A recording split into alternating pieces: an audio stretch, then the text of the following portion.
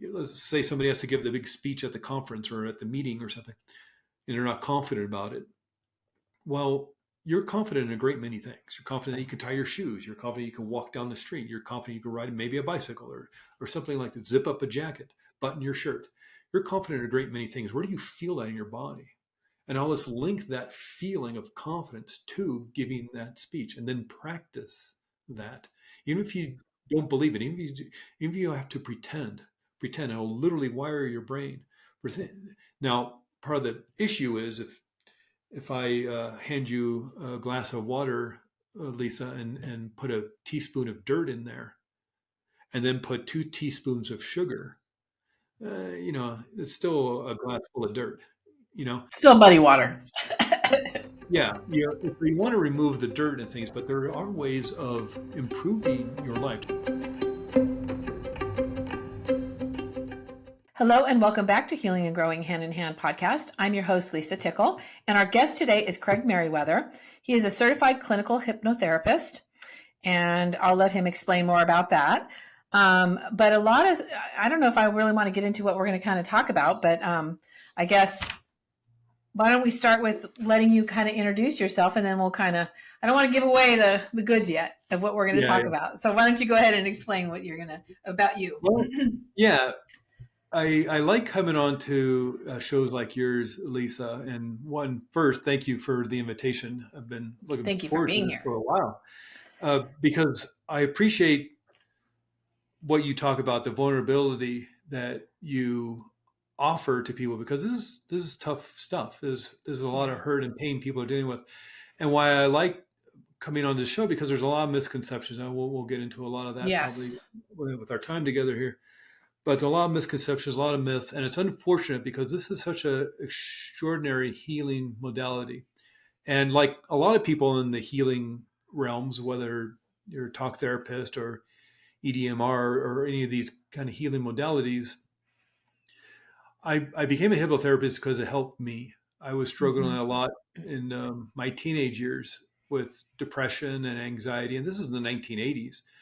So not only is there no internet, they don't even have the medications. The Prozacs and the SSRI drugs, those aren't coming out till the late 1990s. So there wasn't much going on other than talk therapy and whatever book you could find at the bookstore or the library. And of course, a teenager, you're probably not going to do either.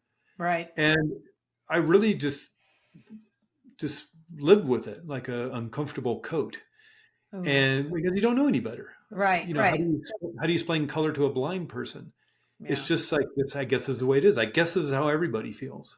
Yeah. And, I saw my mom struggle with depression and anxiety. We even talked about it, and whether it's a genetic thing or mirroring what I saw in the home, I was struggling with it too. And it was really the birth of my son, or, when my wife told me she was pregnant, I was like, okay, I really got to get my life together, because I just settled into it.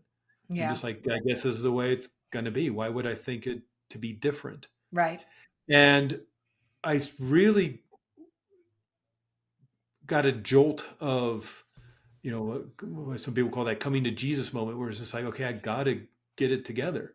Yeah. If nothing else, for the sake of my son, because again, whether it's genetic or, a nature or nurture thing, there's a good chance he's going to struggle with it, whether his genes get triggered or he's watching me or his grandmother or whatever. Right. So what if there are tools out there? And this is 2001, so the internet's out there. Of course, there's so much more information and books and research. And so I just education. Kind of diving in.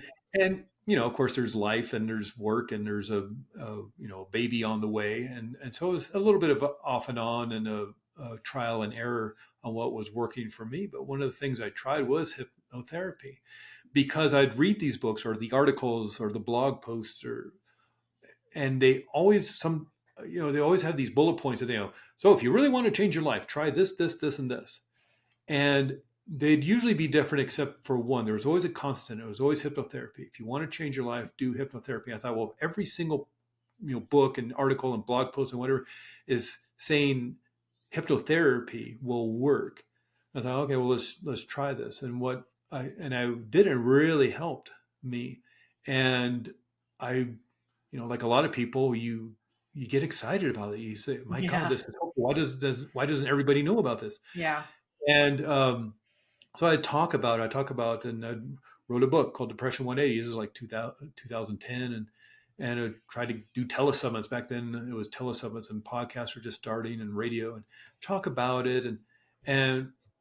But really there was always this gnawing, I guess, at me. I was like, God, it would be great if you could do this work, become a hypnotherapist.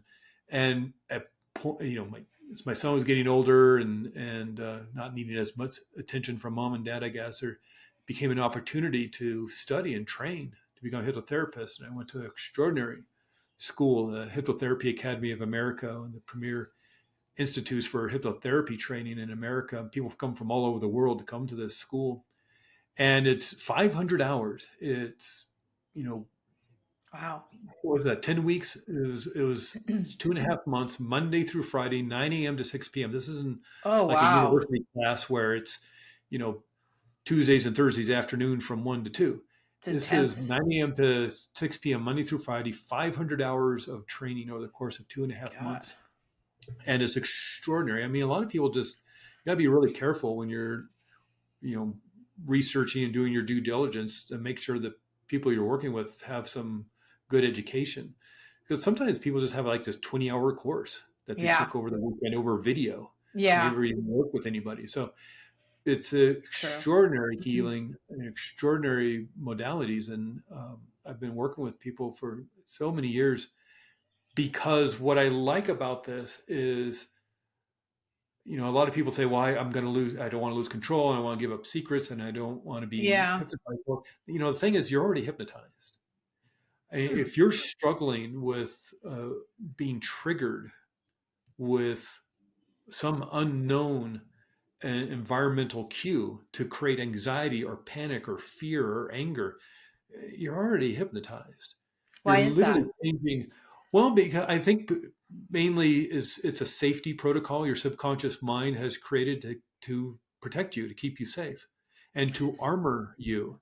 Oh, and the feeling states of anxiety, the feeling state of anger, the feeling state of fear, it's a warning signal that there's danger. So if somebody pulls a fire alarm in a building, the sirens are going to go off, the strobe lights are going off, warning everybody that there's danger, you need to get to safety. Well, we also have a warning system. So when your subconscious mind picks up some sort of threat in your external environment, whether real or imagined, whether you know about it or not, whether it's conscious or unconscious, it's going to warn you that there's danger.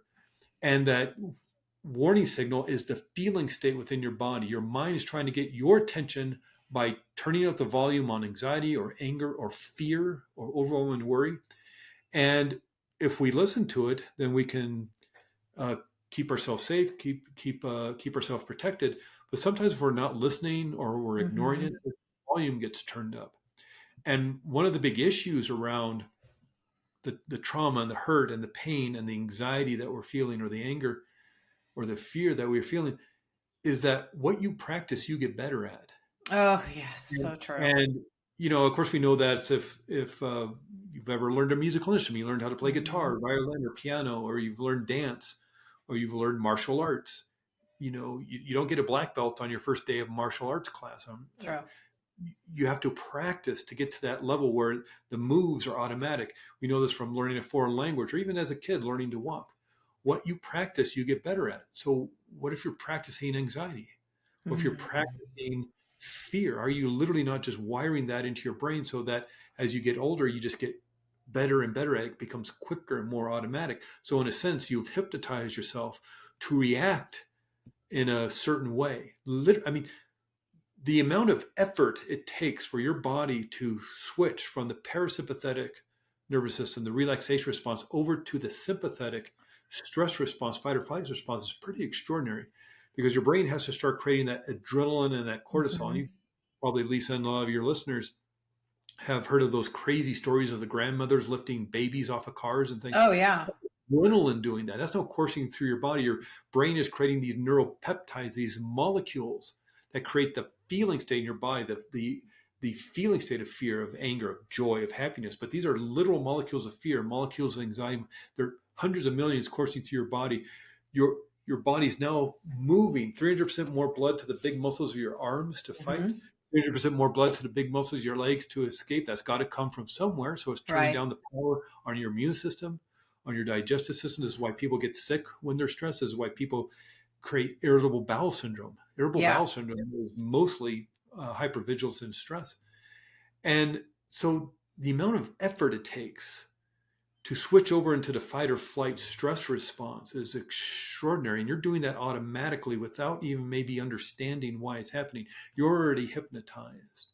And more than likely, you're using the instructions that you set up as a child. Yes. And maybe the best thing for you to do as a child was to keep yourself small, to hide. Maybe that was the best thing you could have done as a child to keep yourself safe and protected in a home that was abusive, or a situation at school, or whatever the situation was. The best thing as a child you could have done is make yourself small, hide your light, hide. But that's not going to work when you're an adult. Yeah. But if you haven't changed the instructions, why would anything change? Right. It's computer code. If you're creating accounting software for your business and you put in there 2 + 2 = 5. Well, it doesn't matter how much you type on your keyboard or slam the keyboard with your fist out of frustration, or go talk to your friend and vent about how frustrating it is that your computer program is telling you 2 + 2 = 5, or take a Sharpie, take a marker and write on your computer screen 2 + 2 = 4. It's not until you go into that computer code, find the issue, there's, 2 + well, that's weird. And then you can amend it, erase it, edit it, whatever you need to do, and then write in 2 + 2 = 4, press save, and now your equations equal out. And that's what therapeutic hypnosis helps you do. I'm not here to fix anybody. And hypnotherapy in itself doesn't fix anybody. You fix yourself. Right. What Dr. Irving Kirsch he defines hypnotherapy as a non-deceptive placebo. And, I'm sure, Lisa, you and most of your listeners have heard of the placebo effect. Whenever there's any sort of research going on, let's say a pharmaceutical company is doing research on high blood pressure medication, they have to have the control group who is taking the sugar pill, taking the fake medicine, because they know mind will heal the body. They have to literally account for that in their research. And so they're tricking you into healing yourself. Here's the pill. It looks exactly like the real medication, only there's no healing value in it. There's no healing potential in it, because they're trying to trick you into healing yourself. So if they're doing this high blood pressure medication trial, 30% of the people in the getting the sugar pill get better. That means 30% are healing themselves through mind. So let's say 40% that are getting the real medication get better. Well, they have to subtract 30% now, because maybe they're getting healed through their own mind as well. So really only 10% got better. And that's good enough for them. They'll put it on the market at $50 a pill. But nobody's showing anybody how to. Well, yeah, but more people got better through mind than taking that actual medication. But there's no huge $1 billion windfall in showing people how to. You can't patent somebody's mind. You can't copyright somebody's subconscious mind or healing potential. So it's like, but we can make a pill, and insurance will cover that. Yeah. And so it gets frustrating, because you have the ability to do this. Everybody does. And as we were talking before you hit the record button, it's like there's a lot of misconceptions. And again, it's frustrating because there's this perception that you lose control. Well, I don't know. It sounds like to me you're already out of control. That's a good point. Not to kick people in the stomach, but it's just like, true.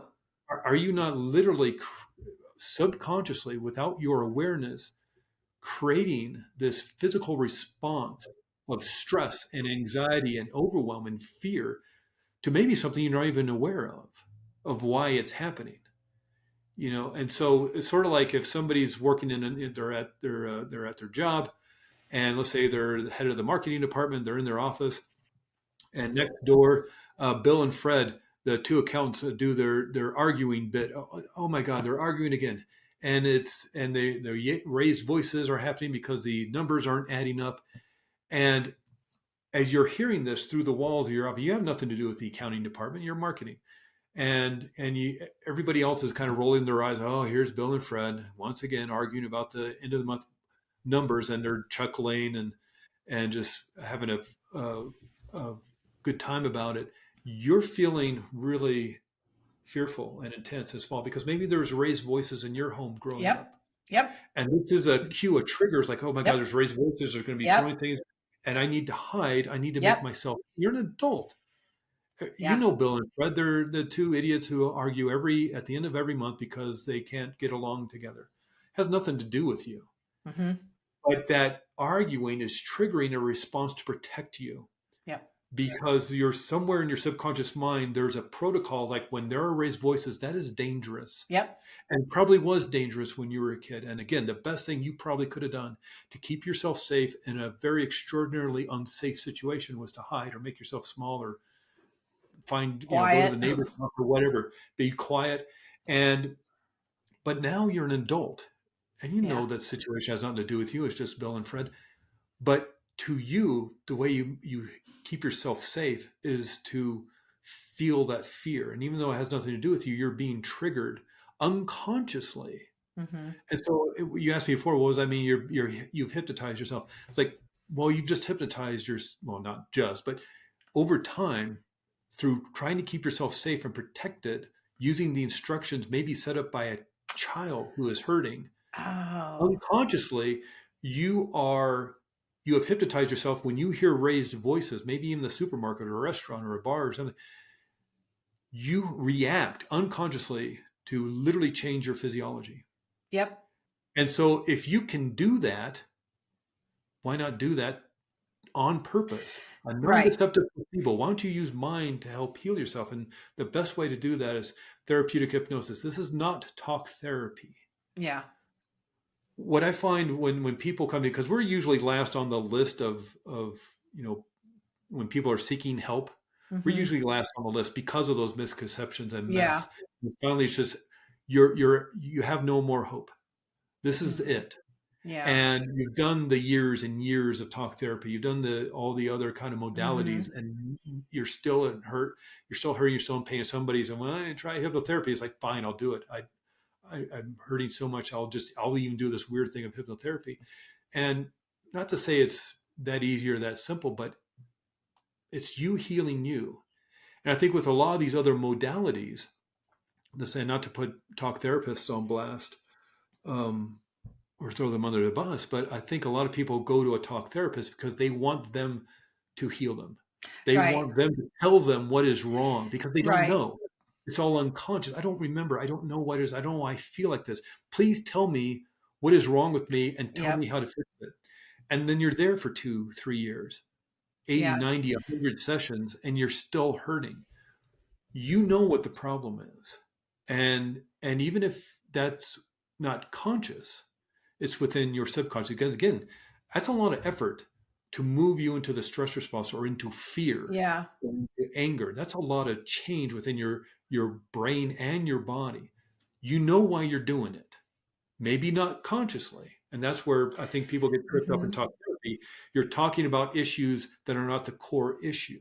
But you know what the core issue is, even if it happened decades ago, because that's what your subconscious mind is trying to protect you from. Your subconscious mind is for you. It may not seem like that sometimes. But your subconscious mind is 100% for you, but it's for your survival, your protection, your safety. Not necessarily your happiness and your success. Exactly. So it knows why it's doing it. And if you know through the placebo effect that mind can heal itself and the emotions and the body, why not do that?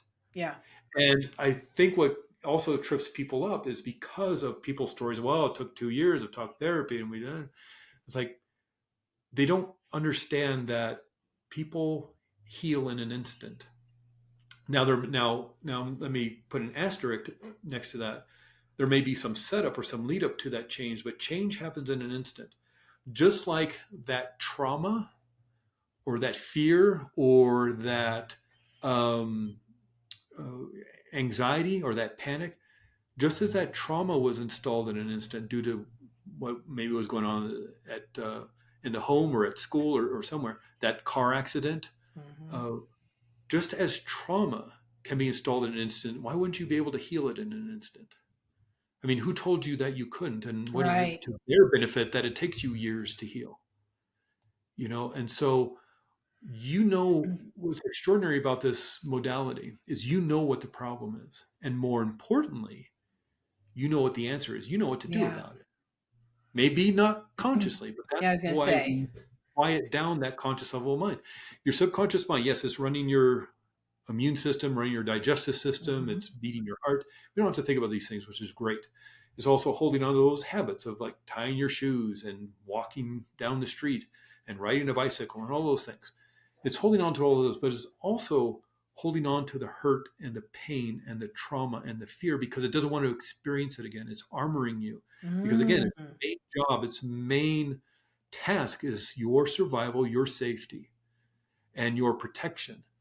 And so it has this kind of filing cabinet within the subconscious mind of all these files. And when there's hurt and pain and wounding and trauma, whether it happened yesterday, last month, or 50 years ago, it's putting that into that filing cabinet. So it's there.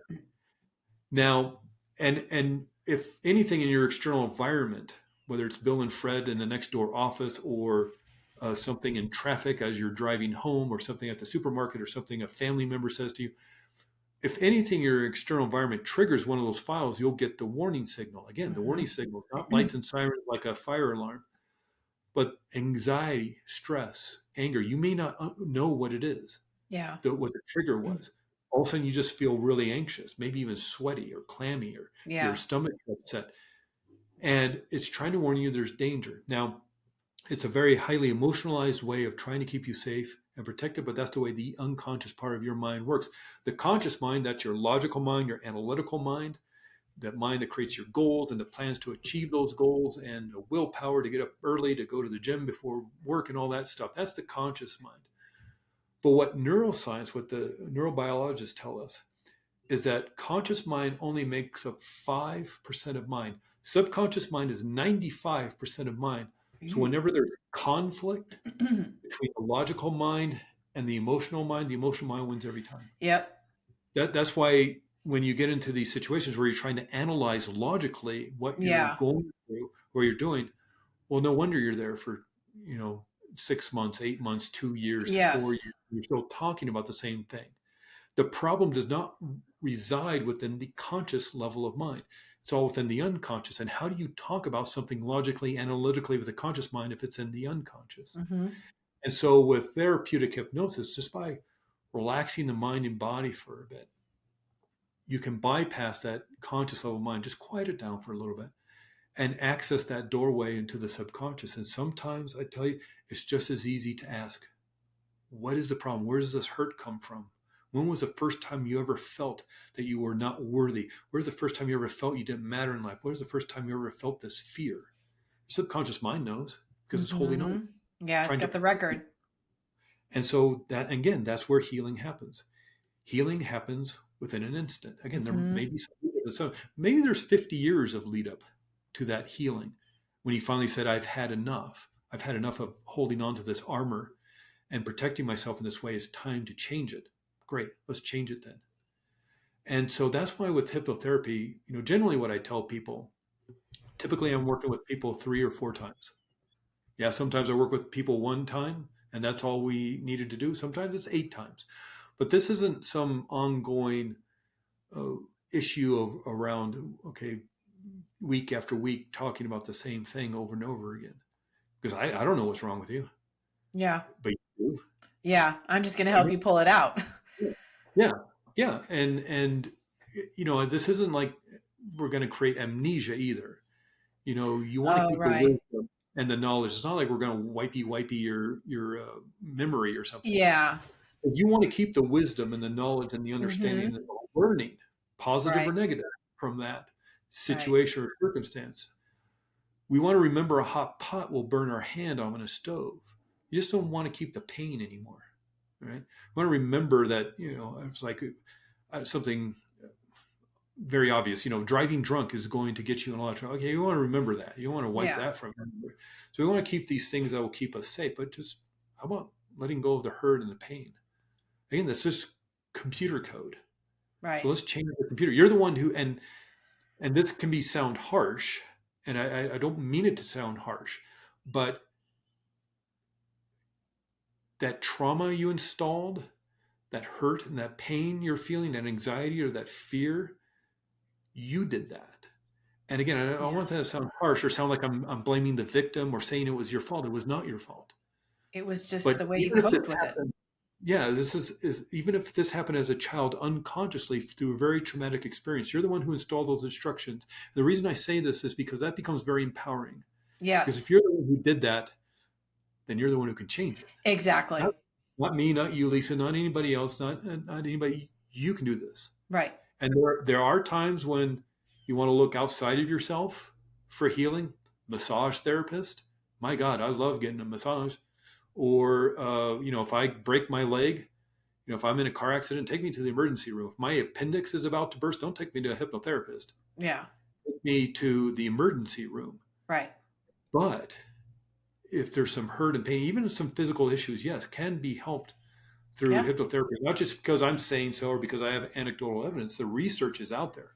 Mm-hmm. There was a research study that was just done whenever people are hearing this, but in 2023, a research study came out, and I believe it was in Frontiers of Psychology. But I'll send a link to you, Lisa, and you can put it up on the show notes.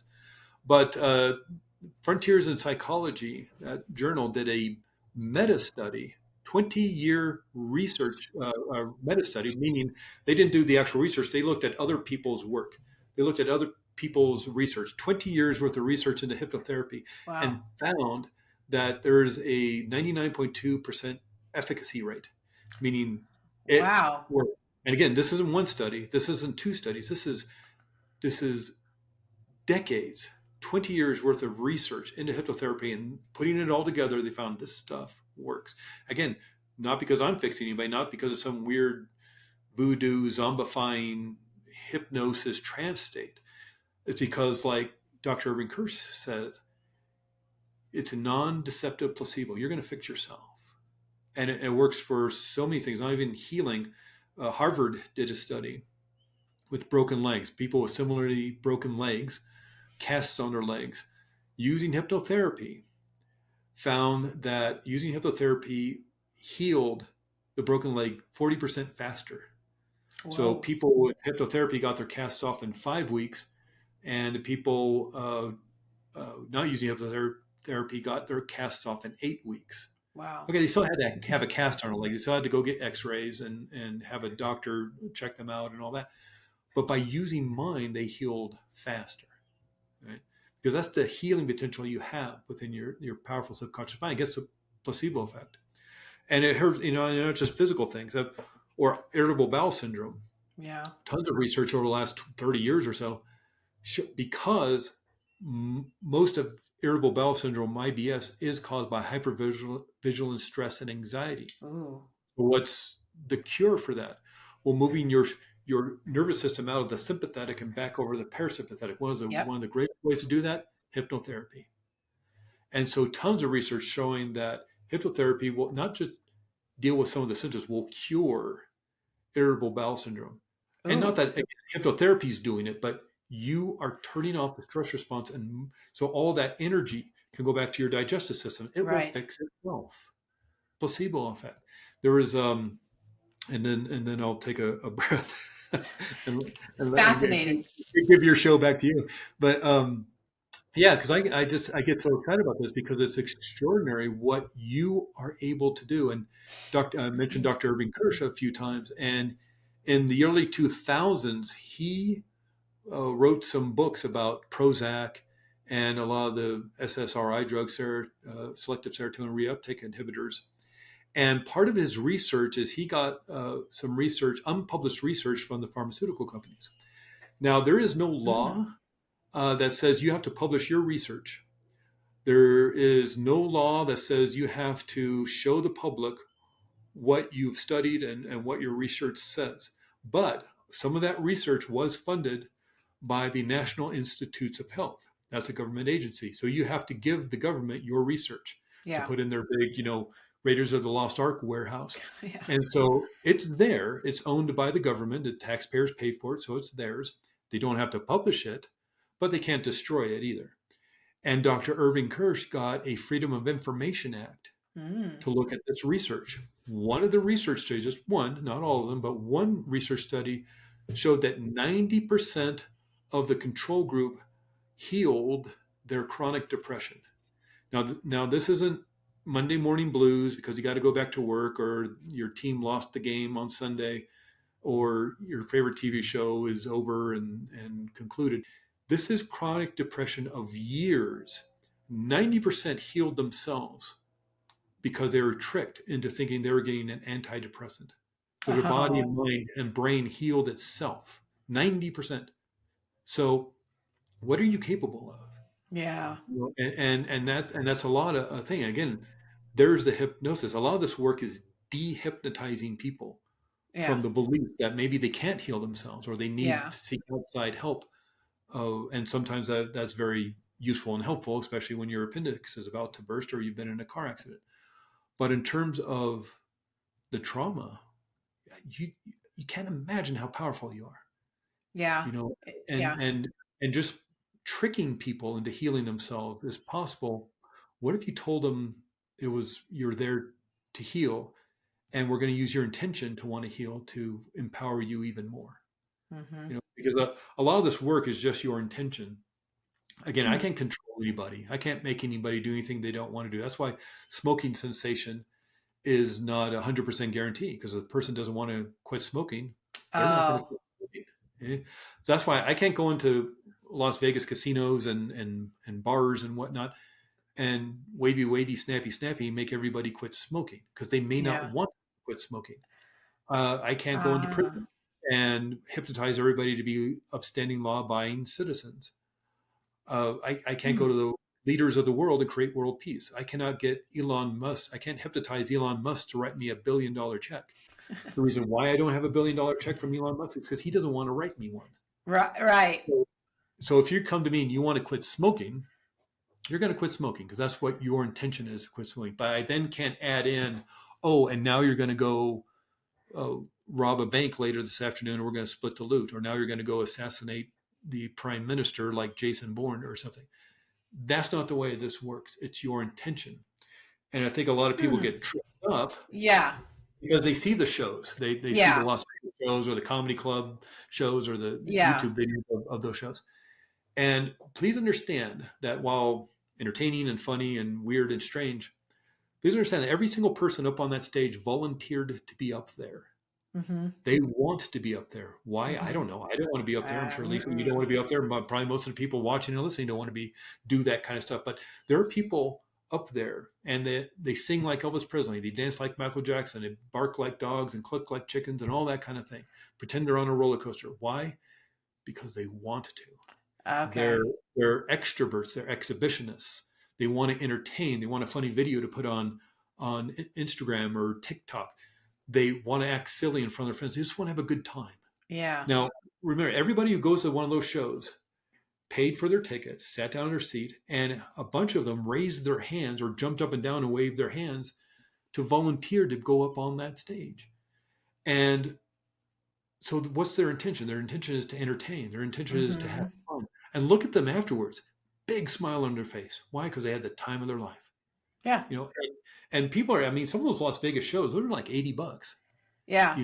We're not talking Elton John or Celine Dion money, but it's like, some of those, hypnotist shows and comedy club shows are like $80. So the hypnotist has to put on a good show. They're not going to pull somebody up there who doesn't want to be there. That's true. Doesn't want to do it, or is trying to trick the hypnotist. I'll show you. You can't help me. That's not going to make for a good show. So they're going to be off if they do trick them into getting up on stage, they're going to be off stage pretty quick. Because those are the ones that, because I've been to a few of those, and it's the people that can't get hypnotized are the ones that are messing with them, or the ones that don't have the intention. Yeah, who don't want to do it. Yeah, and there'll be little exercises to weed out the people who can't or don't want to. Now, it's not that they can't; it's just that they don't want to.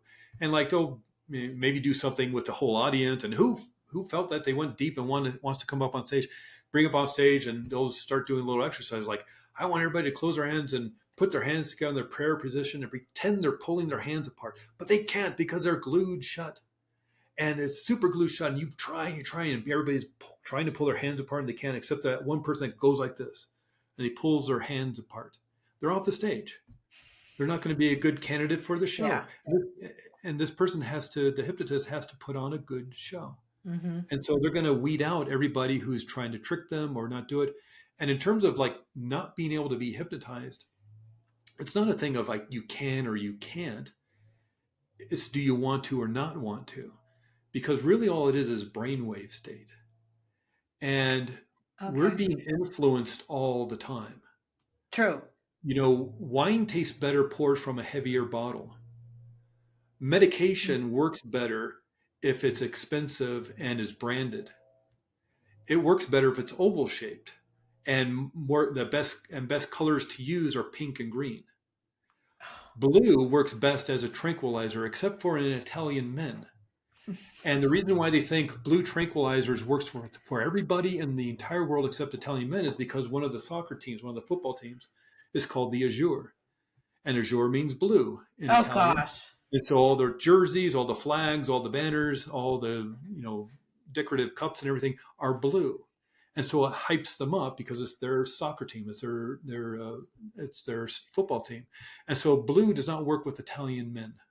And so it's just you're being There's ways of influencing you all the time, and it's happening. There was a extraordinary research study that these researchers hired actors to go into a park. I don't know if it's Central Park, but one of these big, huge parks where people are just hanging out and sitting on benches and things like that. And what these actors would do, they were holding a cup of coffee, and they'd come up and sit on the bench, and they'd turn to the person and say, "Hey, can you hold my coffee for a minute?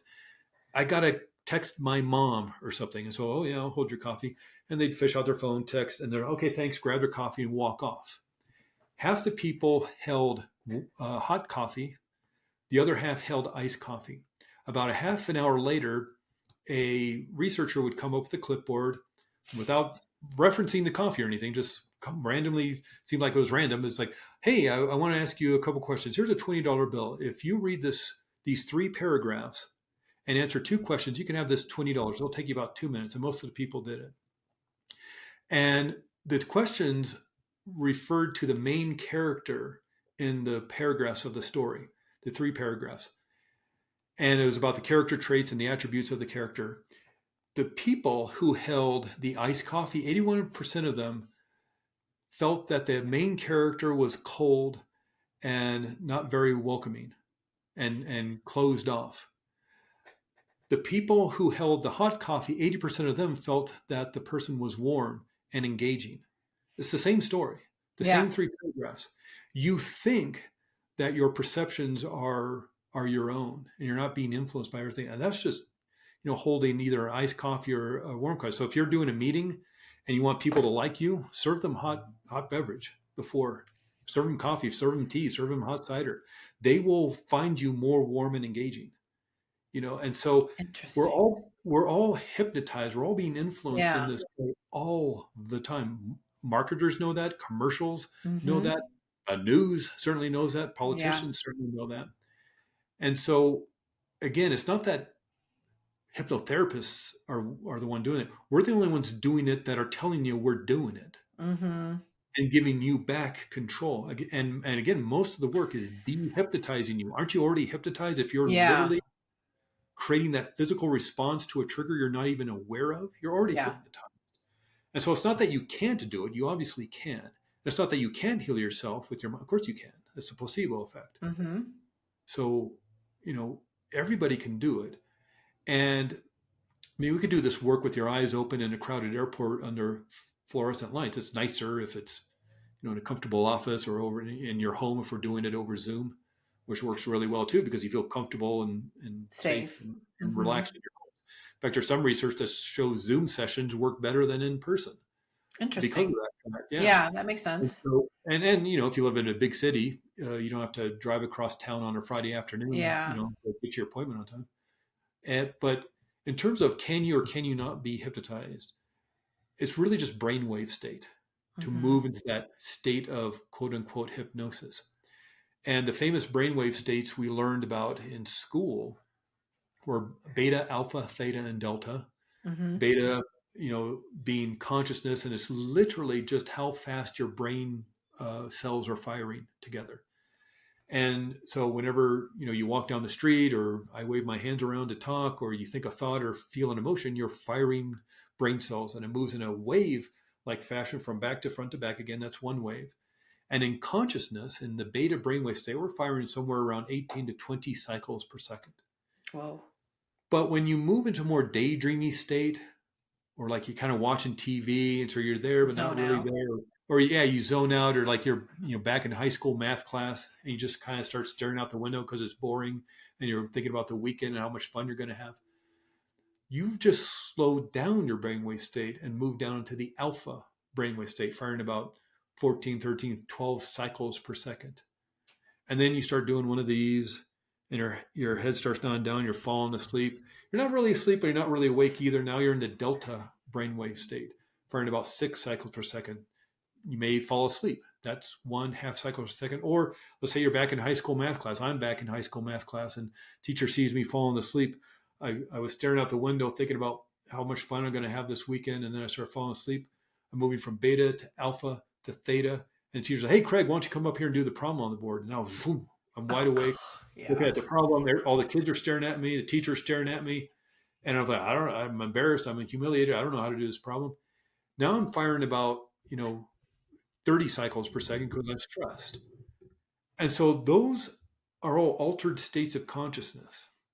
I've altered my state of consciousness about 3 or 4 times just there in high school math class, just in about 7-8 minutes. And so this isn't like you can or can't.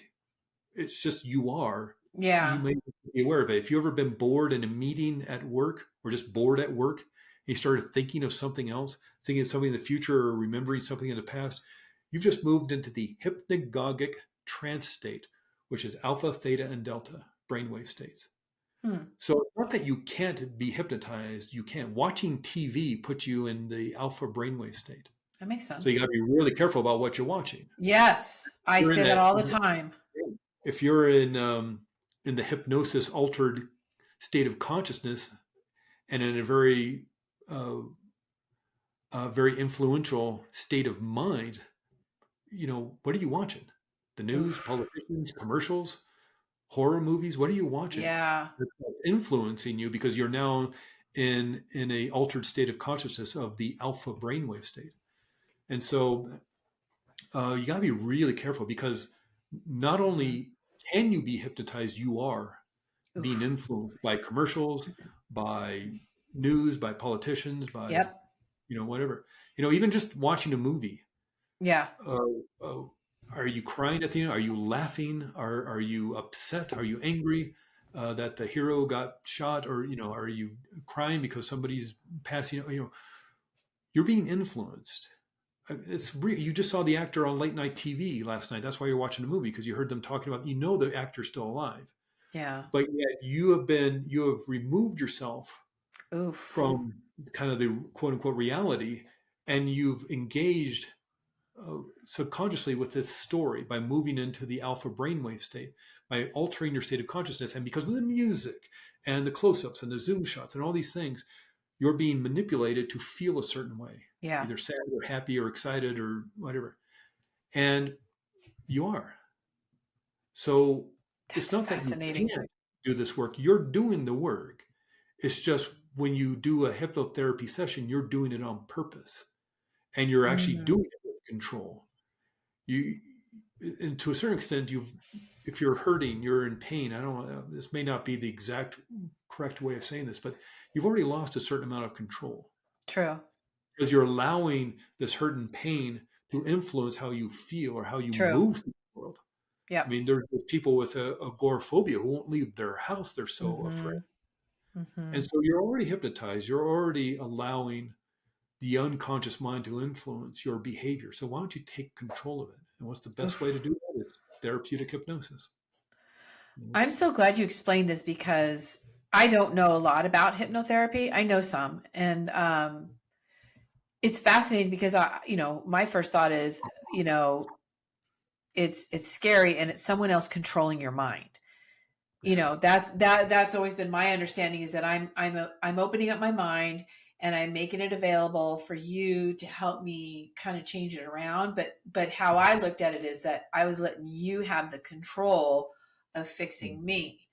And that's where it gets scary. And that's always been my hesitation about it, because I'm like, I'm not gonna, I've always been one, I don't like to lose control. Right. Right. Oh, so yeah. that's why that's why I don't get drunk. That's why I don't, because I don't want to lose control. And so the thought of hypnotherapy has always been like, ooh, I'm handing myself over to someone, and I better know that they're safe, because they're going to have control over me. And what you're saying is, you're just really helping someone create a space to work through this, because we're already doing this ourselves. Yeah. Right. Like you say, we're already hypnotized, and it makes such sense. I mean, this is so good. This is so interesting.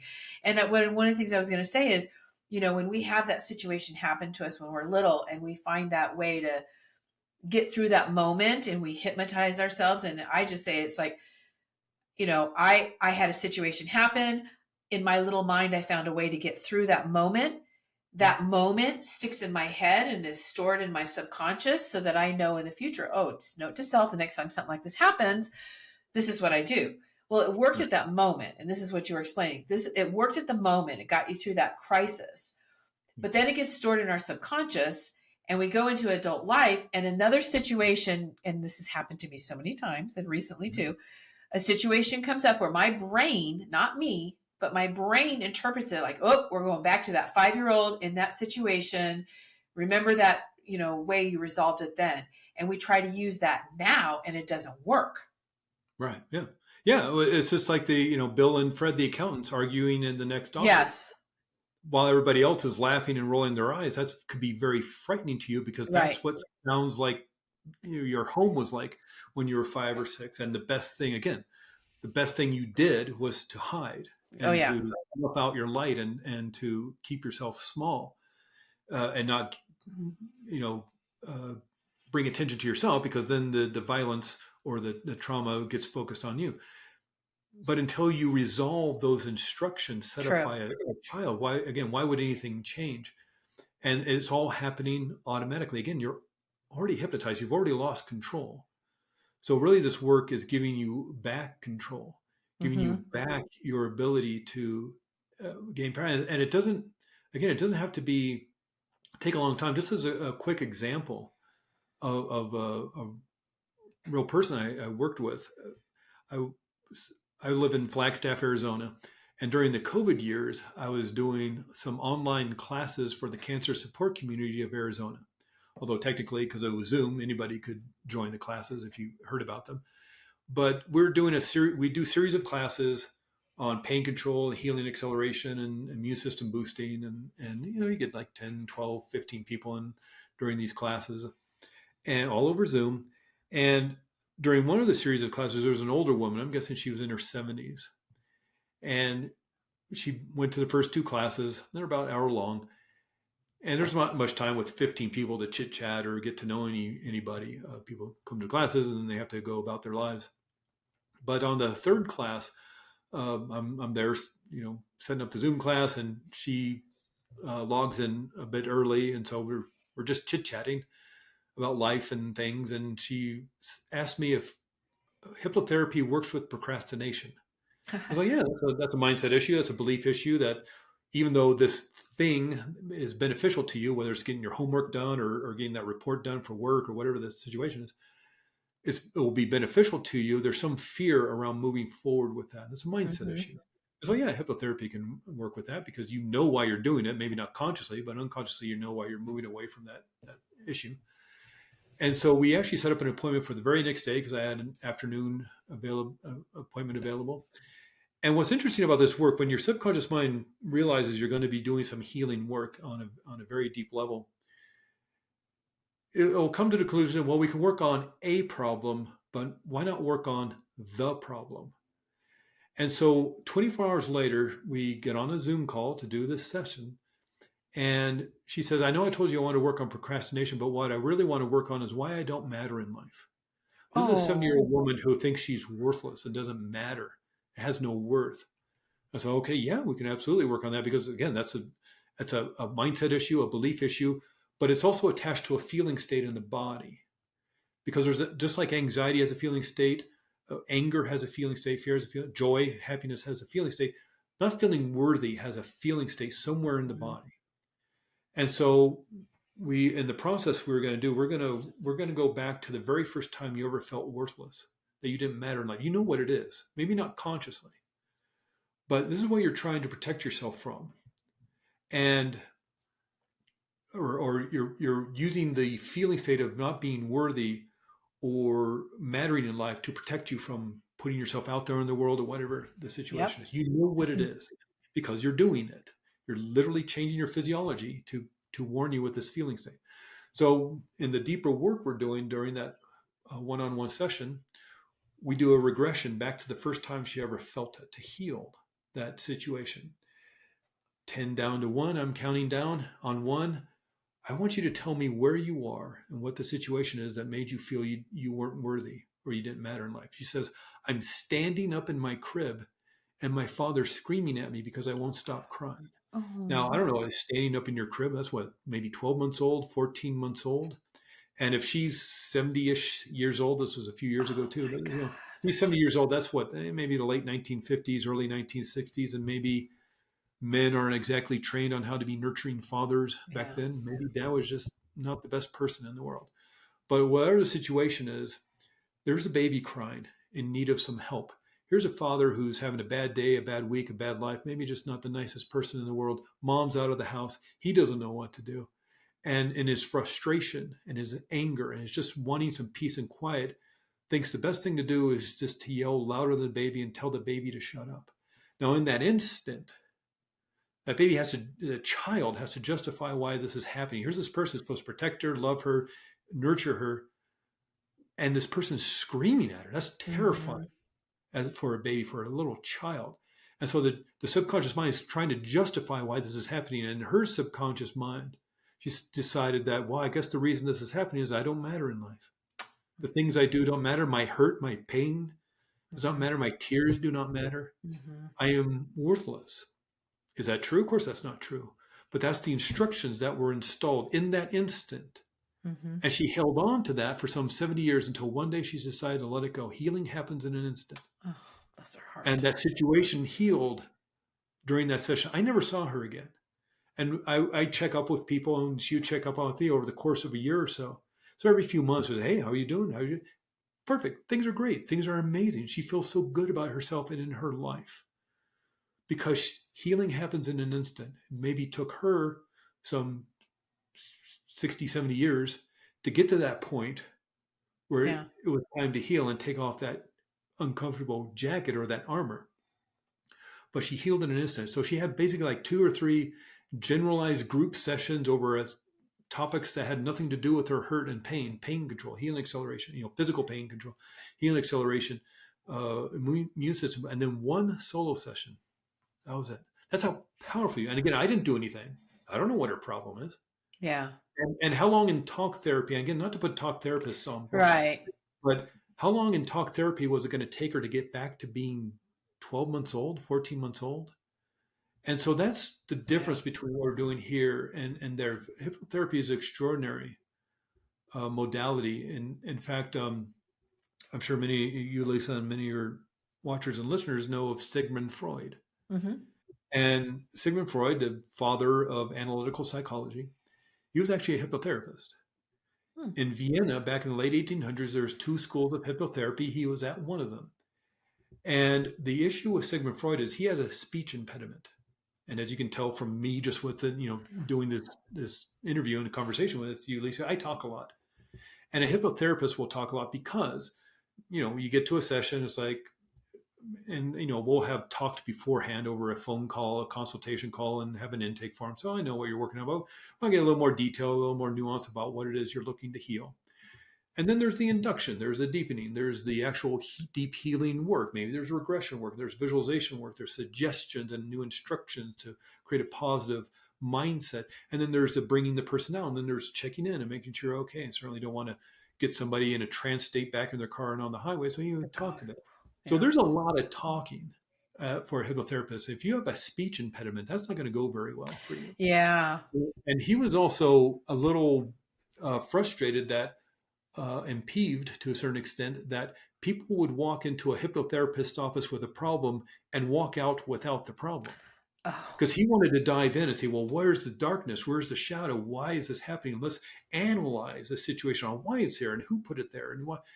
And so he started developing analytical psychology. He literally called it talk therapy. And not that he was talking, the other person was doing all the talking. Mm-hmm. And you've probably seen the pictures of the drawings. He would sit behind the person and write his notes. And they're very interesting. Let's come back next week and talk some more. And what he said about this new type of therapy is talk therapy. What he said, it was not a poor man's therapy, because it was going to take hundreds and hundreds of hours. And just to put it out there, when he was developing his theories about analytical psychology and talk therapy and all this, he was high on cocaine. And he was taking, and he was a cocaine addict for a lot of his life. When we saw some of the issues going on with it, he stopped. But you can take a tour of his office in Vienna. Go see famous Sigmund Freud's office in Vienna. Take a tour of it, and there's still vials of pharmaceutical grade cocaine on his shelf. Oh, geez. And so this is where and again, it's not to put talk therapists on blast. There's some great, wonderful, amazing healing people who do extraordinary work. I think everybody should have a coach in their life, whether it's I agree. for business or relationships or certainly sports or music or whatever you want to do, martial arts, whatever you want to do, you should have a coach in your life. Yep.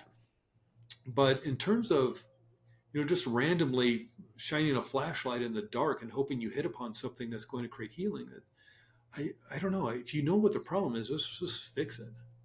Well, and I say on my podcast so often that there's a place for talk therapy, but when it comes to trauma, talk therapy isn't going to help, especially in the beginning. It's just not. You're not going to dig in, because you're right. You have to get into the subconscious and you have to get into the physical part of it.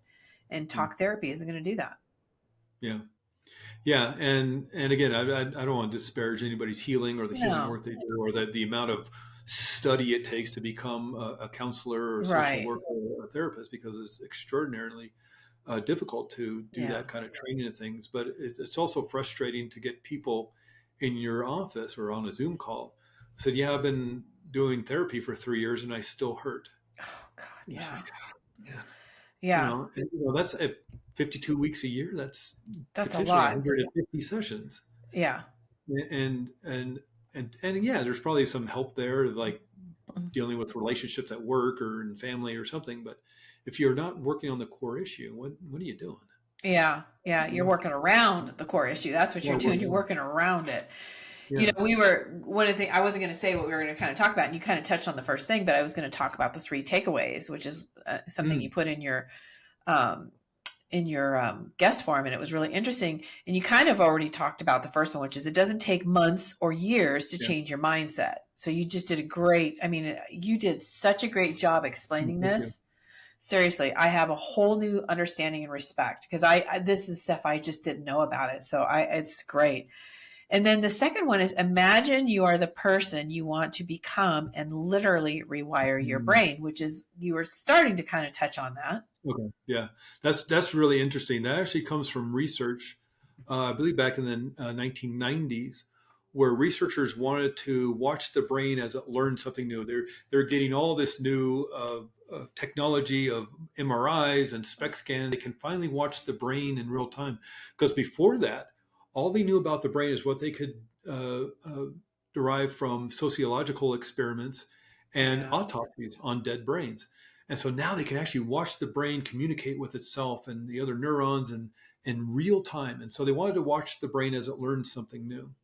And so they decided to teach people piano. So they brought in a bunch of volunteers who didn't know how to play piano. And they showed them the simple little scales and the exercises and the little songs you learn as a beginner. They also had the control group, because when you want to publish something, you have to have that control group. So they didn't do anything. And so at the end of the research study, they can show here's a brain that didn't do anything, didn't learn anything new. Here's a brain that's learning piano. What are the differences? Compare and contrast. They had a third group who played piano but didn't learn anything. They just randomly went over the keys just without learning anything, just like playing notes for an hour and nothing else. But what's extraordinary is they had a fourth group who only pretended to learn piano. And so they brought them in, they showed them the simple little scales and the exercises and the little songs you learn as a beginner. But instead of sitting at the piano, they went over, sat down on the couch or the recliner, and they only pretended. They just daydreamed. They only imagined that they were playing the piano.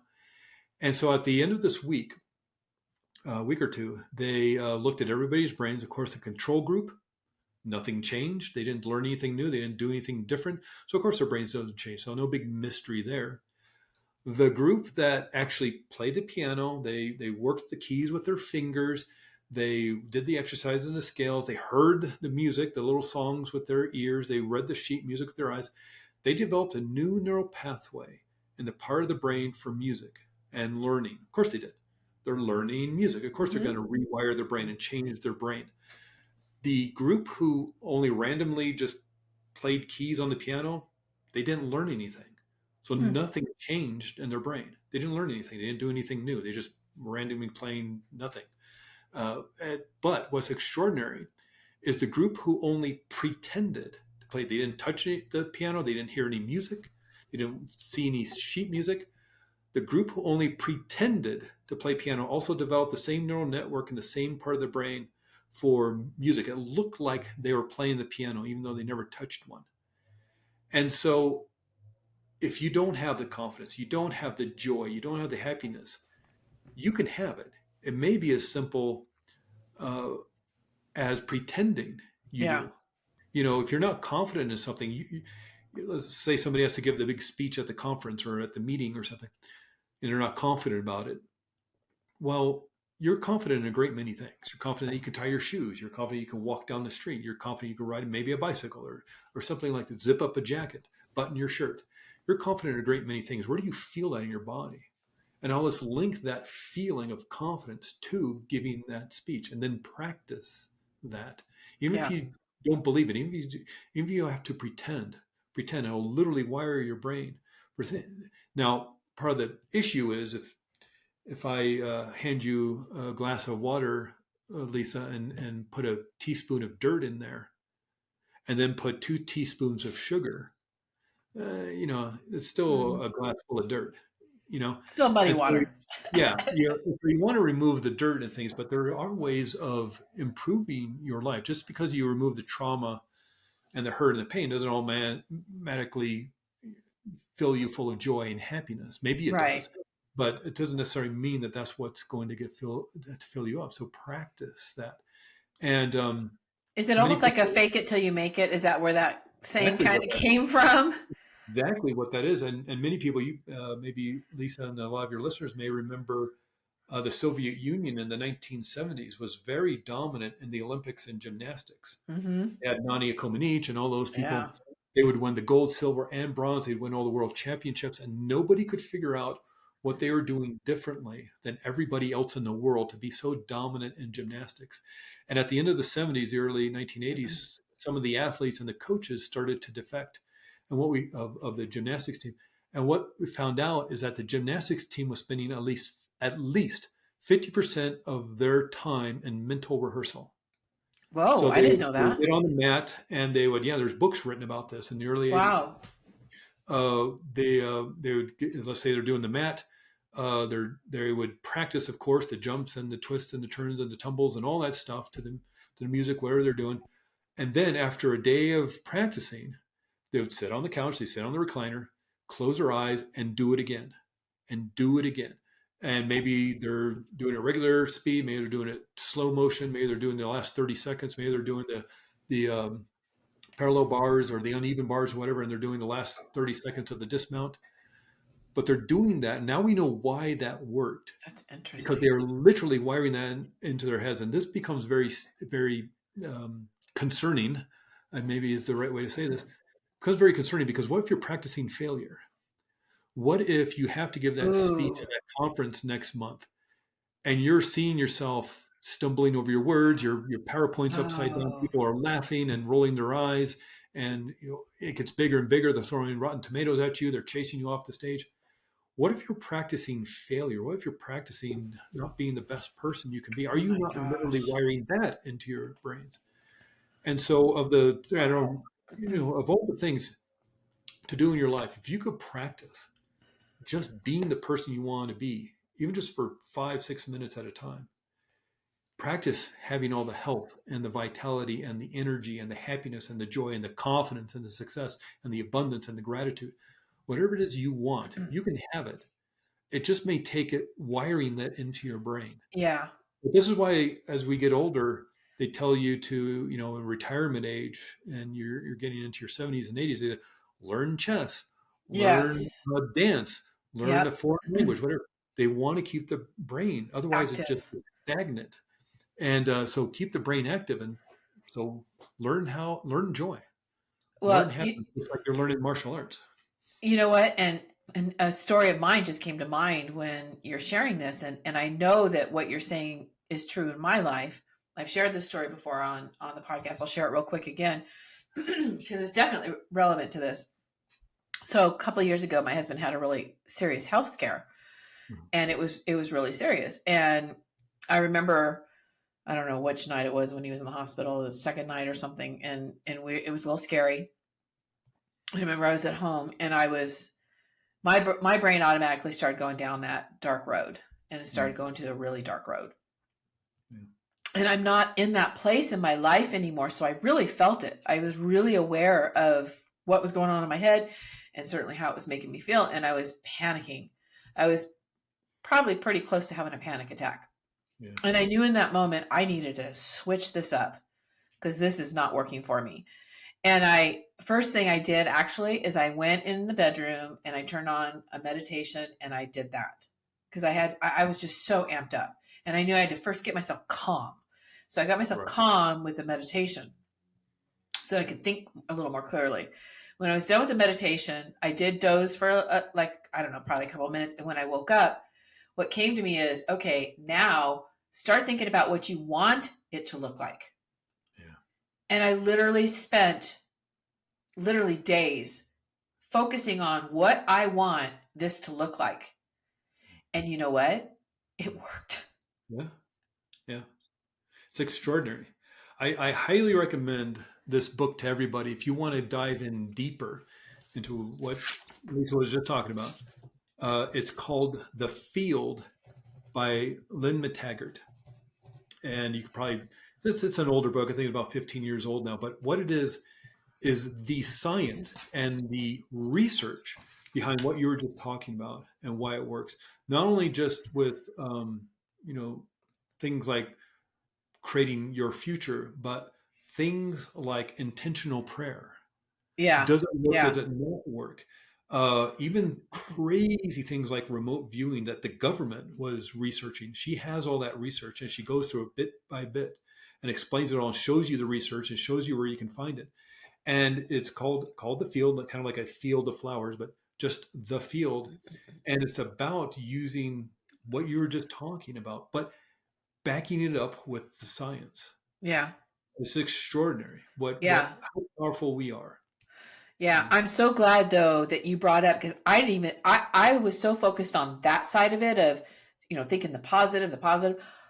I didn't even stop and think about it until you said it of, going to the other side, because there's times I catch myself, and this takes practice too, because these thoughts come into our head, and I always call them sneaky, because they kind of they come in the side door. They don't come always face onto you. Next thing you know, you realize you're meditating on this thought or thoughts, and it takes you down a really dark road. And so that just gave me, I knew that, but by you saying that brought to the forefront of my mind that going forward, I absolutely need to be careful of that, because we tend to do that. We tend to just go there. If something happens, my brain has always gone to the worst, because my brain goes into problem solving mode. Yeah. And this is a entirely different conversation and probably not for here. but you got to watch what you're putting into your system. Not only just the food you put in your system. Of course, we all know that. You just can't eat pizza and drink beer and eat cake and pie. You're going to destroy your health. But it's like, what are you putting in to your mind and your soul, even if I may use that word? Uh, what news are you watching? What information comes to you? Because and again, this is a whole different conversation. It's like, I'm with you, isn't though. it in their best interest to keep us in fear and to divide us? And so, are they doing that? How are they doing it? This is where you need to watch that influence and who's trying to control you and what is it to their benefit that they do control. Yeah. And so that's what's when you start watching this stuff, whether it's the TV shows or the movies or the podcasts or what are you feeding into your brain and how does it make you feel? Yeah. If you're music is that way too. Yeah. Oh yeah, definitely. Music can take me to tears, and music can take me to being full on pissed off. I've experienced it, and everything in between. And again, isn't that not hypnotizing yourself? Right. I mean, if you can create an emotional response unconsciously just by listening to a piece of music, of a 3 or 4 minute piece of music, yeah, that's hypnosis. You're able to be, or uplifting music, right? Certainly before, there was that movie with Tony Robbins, that I Am Not Your Guru. Of course, he's playing the uplifting music, and it's like, oh, Tony Robbins is coming out, and he's going to play exciting music, and he puts himself in state to run out on stage, and he's doing that because he wants to manipulate the emotional excitement of the people. And again, it's not like, I mean, we do that at football games, we do that at baseball, all this stuff. It's not that it's anything new or I don't know, maybe you could call it manipulative, but he's doing it, the flashing lights and the exciting music and you want to be part of the crowd and it's fun, but it's also, you're doing it for a reason. Right. And so what else are people doing for a reason and why? And so, again, it's like that thing, it's like a wine tastes better poured from a heavier bottle. Yeah. Pills work better depending on the color and shape and how expensive they are. Yeah. Your perception of another person may depend on whether you're holding hot coffee or iced coffee. And so if it's coming down to that kind of level of minutia of whether you're holding hot coffee or iced coffee, what else is going on? Yeah. Seriously, because those are just so simple. Yeah. Yeah. And who knows that too? I mean, this isn't this kind of thing. It's like, if I know this information, if Craig Meriwether knows this, what do governments know? What does the news know? What do advertisers and marketers know? It's their life. It's what they know for sure. And they know how to use it. I'm learning so much about that. I'm telling you. This one's interesting, this third takeaway. And then and then I want you to share your simple techniques and strategies to dealing with anxiety and building confidence. You say it takes like 5 minutes, but this last one, your mind, and I know this is true, your mind can't tell the difference between what's real and what is imagined. Yeah, it's huge. The best example of this is having a nightmare in the middle of the night. Yeah. And you're deep sleep, but for whatever reason, whether trauma or your brain's just trying to file away all the information you gained during your day, you have this crazy dream. And it's a cheeseburger and his two hot dog friends chasing you down the street throwing coconuts at you. It's ridiculous. It's never going to happen. And yet, even in deep sleep, your mind thinks you're being threatened and you're in danger. So even in deep sleep, it'll start creating that adrenaline and that cortisol. It'll start creating those neuropeptides of fear and anxiety and stress. 300% more blood, even in deep sleep, is moving to the big muscle of your arms to fight. 300% more blood in the big muscle of your legs to escape. All because of cheeseburgers chasing out the street, let alone if, let's say, a war veteran having a PTSD dream about being back home, even though the war was 30 years ago. Yeah. And so the reason, and that's just a generalized example of having a nightmare in the middle of the night, whether you've experienced it or maybe you know somebody has, maybe your children have. So what's happening in your waking life? If that's what can happen during sleep, what's happening in your waking life? Again, Bill and Fred, the accountants in the next door office, they are not a threat. They're just arguing because, the numbers, once again, aren't adding up at the end of the month. It's not a threat to you. And yet it's imagined within your powerful part of the unconscious mind because of the triggers of the raised voices or the yelling or the whatever. But there is danger. Is there danger? No, there's not danger. Bill and Fred are okay. They're just, holler at each other at the end of the month.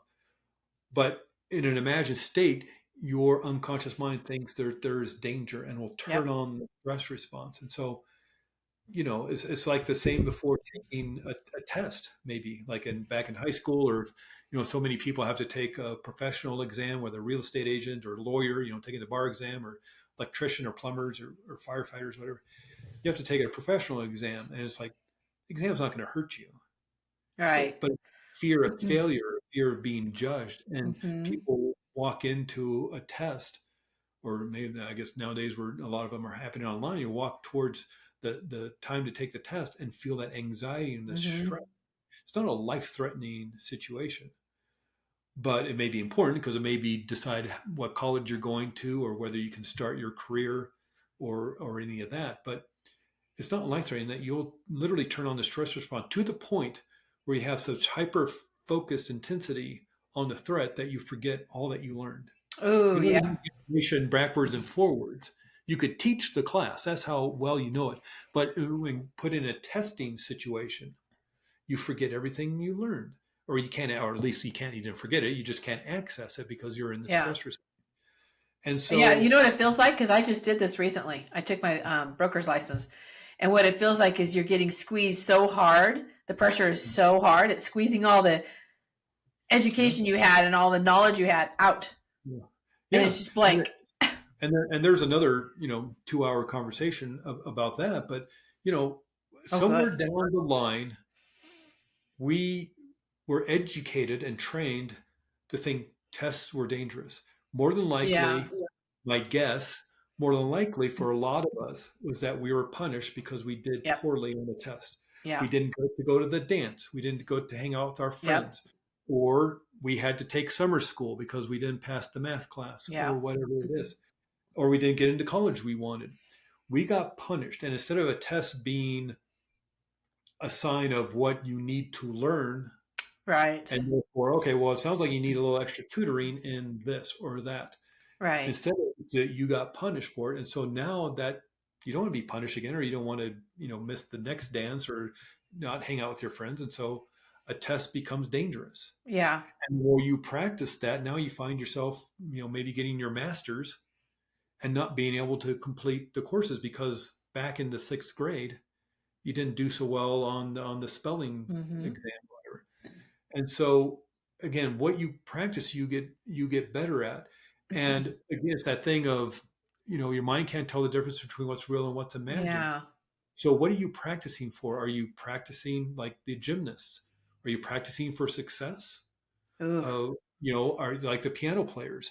Are you practicing playing piano so you'll wire your brain to look like you're a piano player, or are you practicing failure? So it just becomes more automatic that every time you get into a test situation that you don't do well. I worked with somebody, one of my first clients I ever worked with, extraordinarily intelligent woman. And she had trained, she'd gotten her master's degree, gone to graduate school, and now she wanted to niche and become an audiologist to work with deaf children, or children with hearing impairment. What an extraordinary career to get into. And she couldn't pass the licensing exam. She has a master's degree, and we're working, and not only there's like, one, you can't pass the test to start your career. I mean, she spent tens of thousands of dollars to get this training, this year-long training. It's something like $600 per test. And it doesn't matter whether you pass or fail. It was like $600. But she'd have to tell her family. She'd have to tell her friends, no, I didn't pass again. The humiliation, the embarrassment of not passing, even though she knew the information. And it came back to starting the master's program, because in high school and getting her bachelor's, she was top of the class. She was the smartest person at the school. And when she went to get her master's, she switched schools. And now she's at a school where everybody was the smartest person at school. So she's in, she's at a school where everybody was the top 1%. And to compete and to still be at the top of the class of a school filled with top of the classers, if that's a word, she started stressing. She started becoming anxious. She started studying more and staying up late and not getting enough sleep, and spent 2 or 3 years doing that. And what you practice, you get better at. And so she walked out of school, not only with her master's degree, but with an extraordinarily wired in fear of tests. And now wanting to work with children with hearing impairment. She couldn't starting salary for an audiologist is something like $85,000. So not only spent all this money, and on the money on the test, and the embarrassment, humiliation of not telling her family she didn't pass once again, she can't start this career where, after a few years, you're probably making $100,000, $120,000. It's like, it's the extraordinary frustration of that and disappointment. And all because she had practiced being nervous before tests. Yep. It had nothing to do with how intelligent she was. Extraordinarily smart woman. But it's just, she had trained herself. She had hypnotized herself to the point where she couldn't even pass a test, even though she knew the material, again, backwards and forwards. And so what you practice, you get better at. And it doesn't matter whether the threat is real or imagined, or whether you're, imagining success or failure. It's your body and mind thinks it's happening now. So even if you're trying to fall asleep, a lot of people sometimes when they're really stressed and anxious, they can't fall asleep, or they'll wake up after a couple of hours. And it's because as you're falling asleep, we have a tendency to ruminate about life. More likely somebody's fearing in the future, maybe having to give that speech at the big conference in a couple of months, or maybe remembering something that was fearful or traumatic, whether it happened last month or 50 years ago. And it's your mind trying to come up with scenarios to protect you. Sort of like an airline pilot, and they need to fly into London next week, and they've never been to Heathrow Airport. So what they're going to do is the pilot, she's going to get on a flight simulator and practice every scenario that could run into while flying into London. And so what if there's turbulence, bad turbulence over the Atlantic? What if they switch runways on the last minute? What if it's raining? What if it's in the dark? All these different scenarios they're going to practice. So when they actually do it, they're prepared for every scenario. That's what your mind's trying to do when you're ruminating at the end of the night, when you're trying to fall asleep. The problem is, it doesn't matter that the conference is, 2 months from now. It doesn't matter that trauma happened 50 years ago. Your mind and your body, your brain thinks it's happening right now. Even though you're cozy and comfortable in bed. Again, it doesn't matter if, it really is like you're experiencing a traumatic event again, or it's a cheeseburger chasing on the street. Your mind thinks it's happening right now. Yeah. And so we talked about doing showing you a exercise or two, a technique to literally shut that down. And now might be a good time. Not only could you do this in the morning, or in the middle of the afternoon, but you can do this as you're falling asleep. And really quick, this is really simple. You can teach your little kids how to do this. This is how simple this is. And so it's very simply, it's a process, an exercise developed by Dr. Richard Nongard, who's a wonderful psychotherapist and hypnotherapist. And he calls it 3, 2, 1 reset. And the 3 is 3 slow, gentle, deep breaths. And it's a little annoying when you're feeling anxious or angry or to have somebody tell you to take a deep breath. It's really not. But that is literally the best thing you can do, because what that does is resets your nervous system. And I'm talking about the big belly breaths into your abdomen, because when we're stressed, we just breathe into the top part of our lungs. And you've seen a lung in a picture or drawing. It's like narrow on the top and wider on the bottom.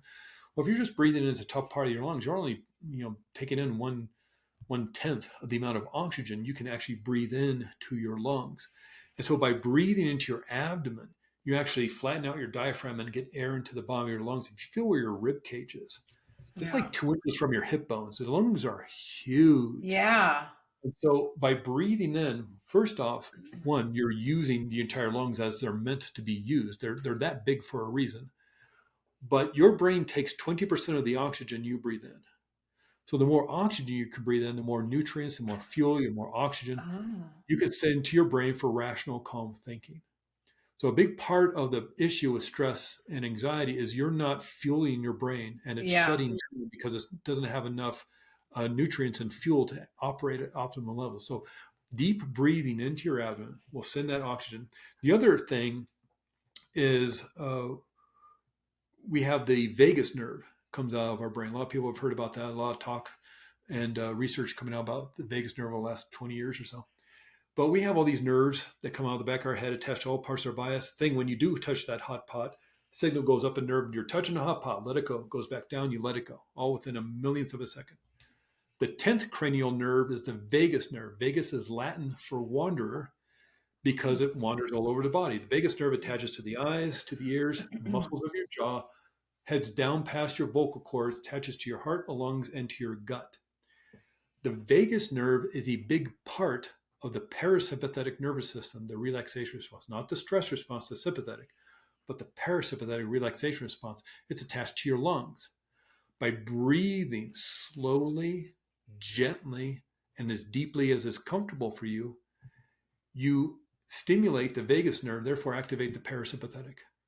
Okay. I've heard this before. This is fascinating how deeply you're explaining this.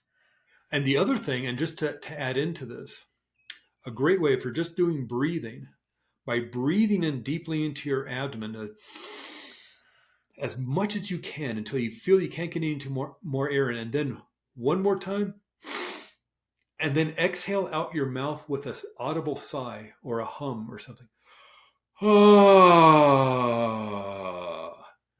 One that feels awesome, but the vagus nerve goes past the vocal cords. As you vibrate the vocal cords, you stimulate the vagus nerve, therefore activate the parasympathetic. So you're doubling the activation of your parasympathetic by humming or singing. Yeah, I heard humming. I've heard humming and singing. Or oming if you're meditating. So if you're at a stoplight and you're feeling stress or something, sing, or I guess you could sing while you're driving. So 3, 2, 1, reset. 3, slow, deep breaths in, exhaling out your mouth if it's appropriate and safe for you to do so.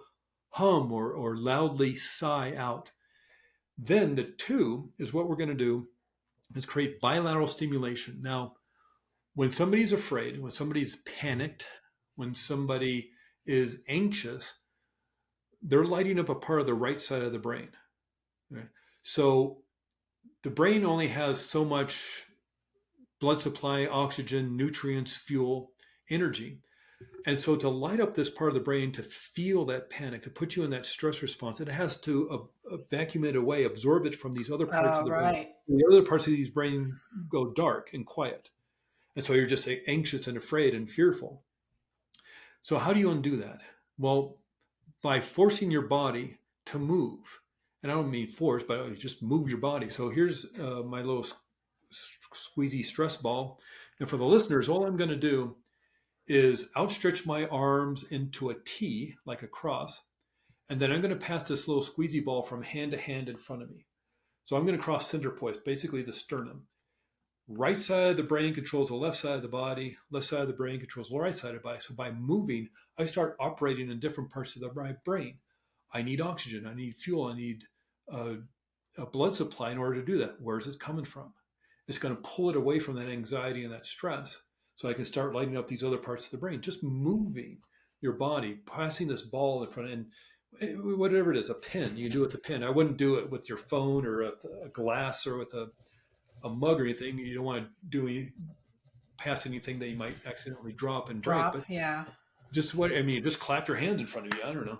But people may remember maybe back in high school, or maybe they've been at a meeting recently where they saw somebody drumming on their knees. Yeah. They're not hyper, they're not ADHD, they're not bored, they're nervous. And they're self-soothing themselves by doing bilateral stimulation. That left, right, left, right, left, right on their knees is bilateral stimulation. They're calming themselves down. They may just not know they're doing it. Walking, left foot, right foot, left foot, right foot. That's bilateral stimulation. That's why I think, personally, every talk therapy session should be done walking. Oh. Whether you're out in a park or, I don't know, you got two treadmills next to you or something.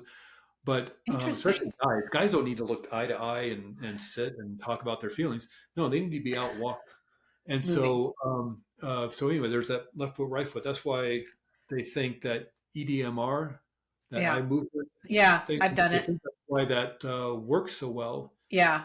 You're moving the eyes around. It's bilateral stimulation. Yep. Moving the other way. Now moving the other way. It's bilateral stimulation. So you're calming the brain down and your nervous system down while you're dealing with the traumatic event. Right. So 3, 2, 1 reset. 3 slow, gentle breaths in, humming if it's appropriate on the exhale out. 2, we're going to create bilateral stimulation, but what we're going to do is grab our shoulders. And so by grabbing our shoulders, you can squeeze your shoulders or give yourself a big hug or do the havening technique. And the havening technique is just one aspect of it, is rubbing your hands back and forth, up and down your shoulders. Now, you're doing this, you notice that this is nurturing, healing touch. This is a hug. And even though you're giving it to yourself, you're now changing your brain chemistry. If you were anxious and afraid and fearful, you had the hormones of adrenaline and cortisol being produced in your brain. By giving yourself a hug, this nurturing, healing touch is sending a signal through your nerves back up to your brain to start creating oxytocin, serotonin, and dopamine. You are literally hacking your brain.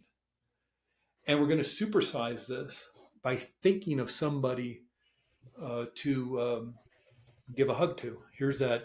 Your mind can't tell the difference between what's real and what's imagined. So while the body is literally physically feeling this hug, even though you're giving it to yourself, and creating oxytocin, serotonin, and dopamine, the feel-good chemicals and feel-good neuropeptides in your brain, we're now going to light up the visual part of the brain and think of somebody you want to give a hug to.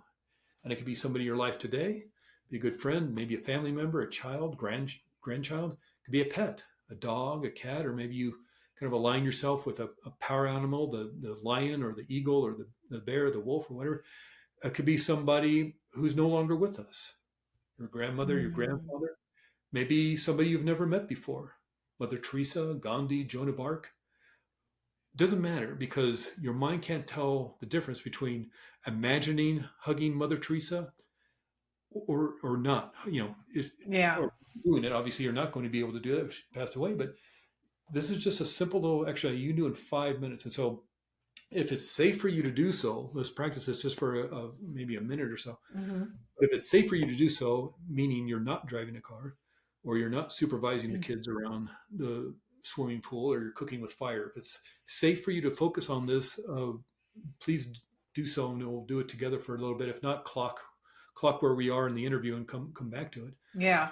Basically, once again, just closing, if it's safe for you to do so, closing your eyes and taking a deep breath in through your nose, into your belly, exhaling out through your mouth. Doing that several times. You can do it 5 times, 6 times. Just easy to remember. 3, 2, 1 reset. And when you're ready, just grab your shoulders. And again, you can just squeeze back and forth your shoulders or give yourself a big bear hug or do that havening technique, rubbing your hands back, whatever feels best, whatever feels good to you. Because if you're feeling good, you already know you're changing your brain chemistry, firing your brain cells in a different way. And the more you practice something, the better you get at it. And then just bring into your imagination, just pretend while you're feeling this hug with your body, pretend you're hugging somebody you care for, or an animal, a pet, your dog, your cat, your parakeet. I know you probably wouldn't hug your parakeet, but you can imagine you are. So just pretend you're doing that. Your mind can't tell the difference between what's real and what's imagined.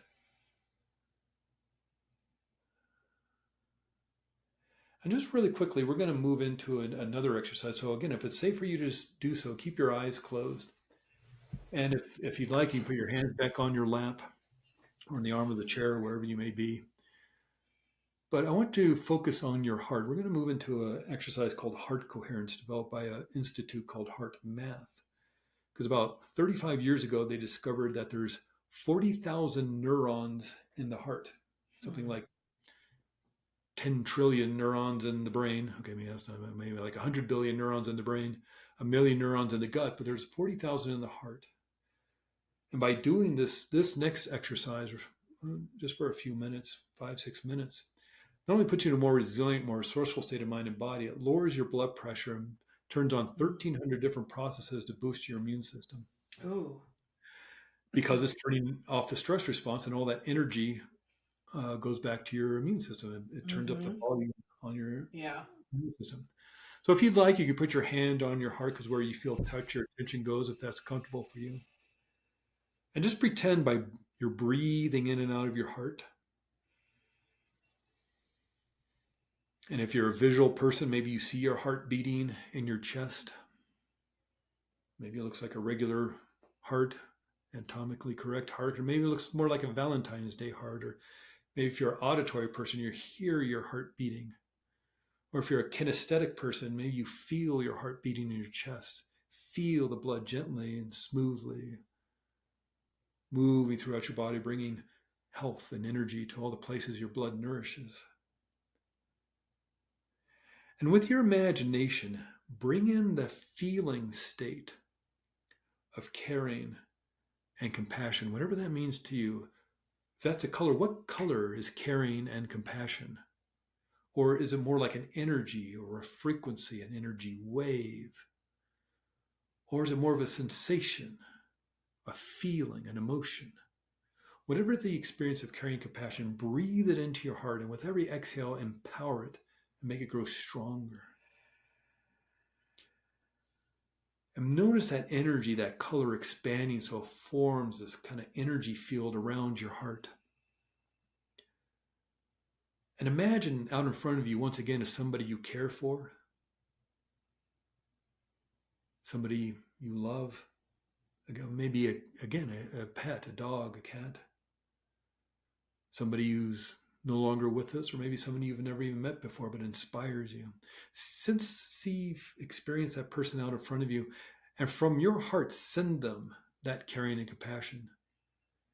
If that's a color, send them that color. If that's an energy or frequency or energy wave or a feeling or a sensation, just send it to them. Like from your heart, from your overflow, just send them all that caring and compassion, sort of like they're wrapped in a big cozy blanket of this beautiful, amazing feeling of caring and compassion. Sort of like from the top of their head to their tips of their toes are in this warm, friendly cocoon of this amazing feeling, and it lights them up. Notice it merging into the very cells of their body. So they're lit up from the inside as well as the outside with caring and compassion from your heart. And then on top of that, using this foundation of caring and compassion, start bringing in things you're grateful about. Just listing one after the other. And it could be, maybe more of the smaller things, if you will, like a comfortable pair of shoes or a comfortable jacket, or maybe lunch you had with a friend, or maybe a big trip you took, a vacation you took, a piece of advice someone gave you, a book recommendation. Just start listing off all the things that come to mind that you're so grateful, so appreciative about, one after the other.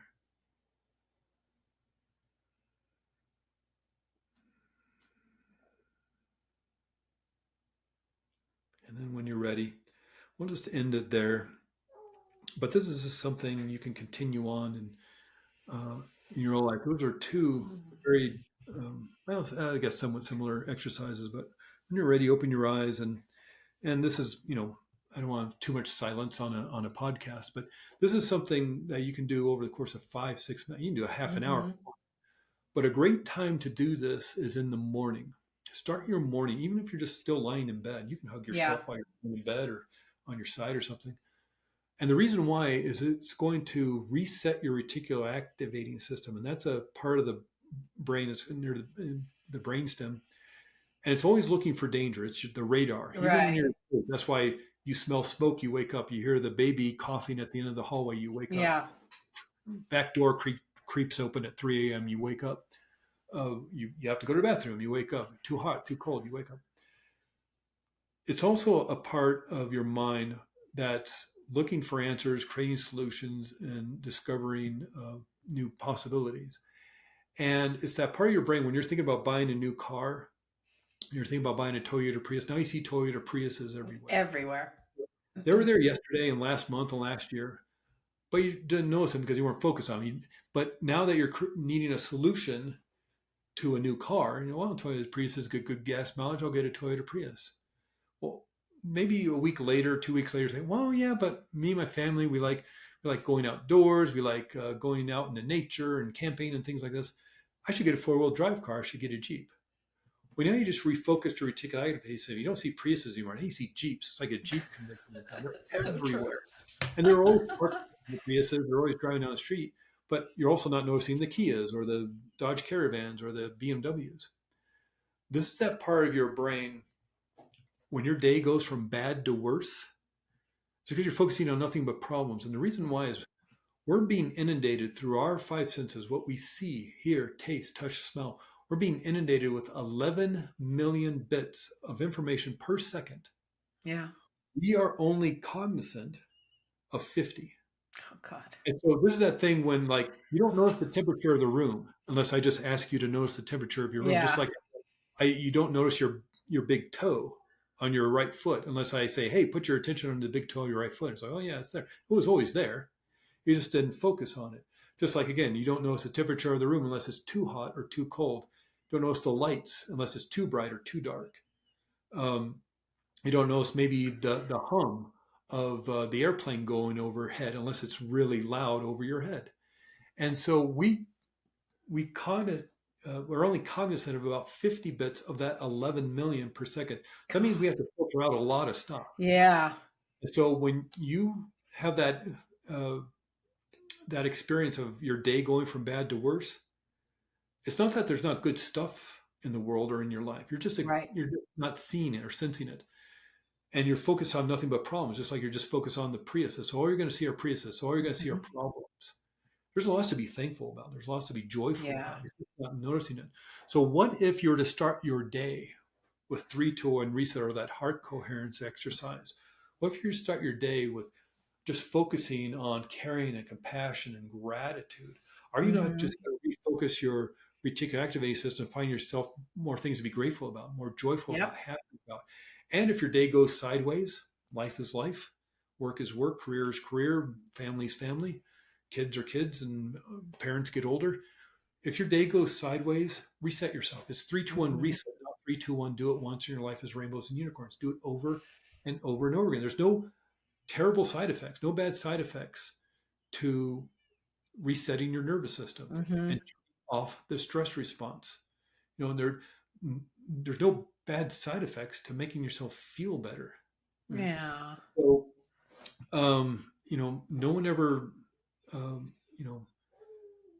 was going to say no one ever got addicted to hypnotherapy, but I was just going to say, it's that idea. It's like nothing, if you're focusing on gratitude and love and joy and happiness, why wouldn't you do that 20 times a day?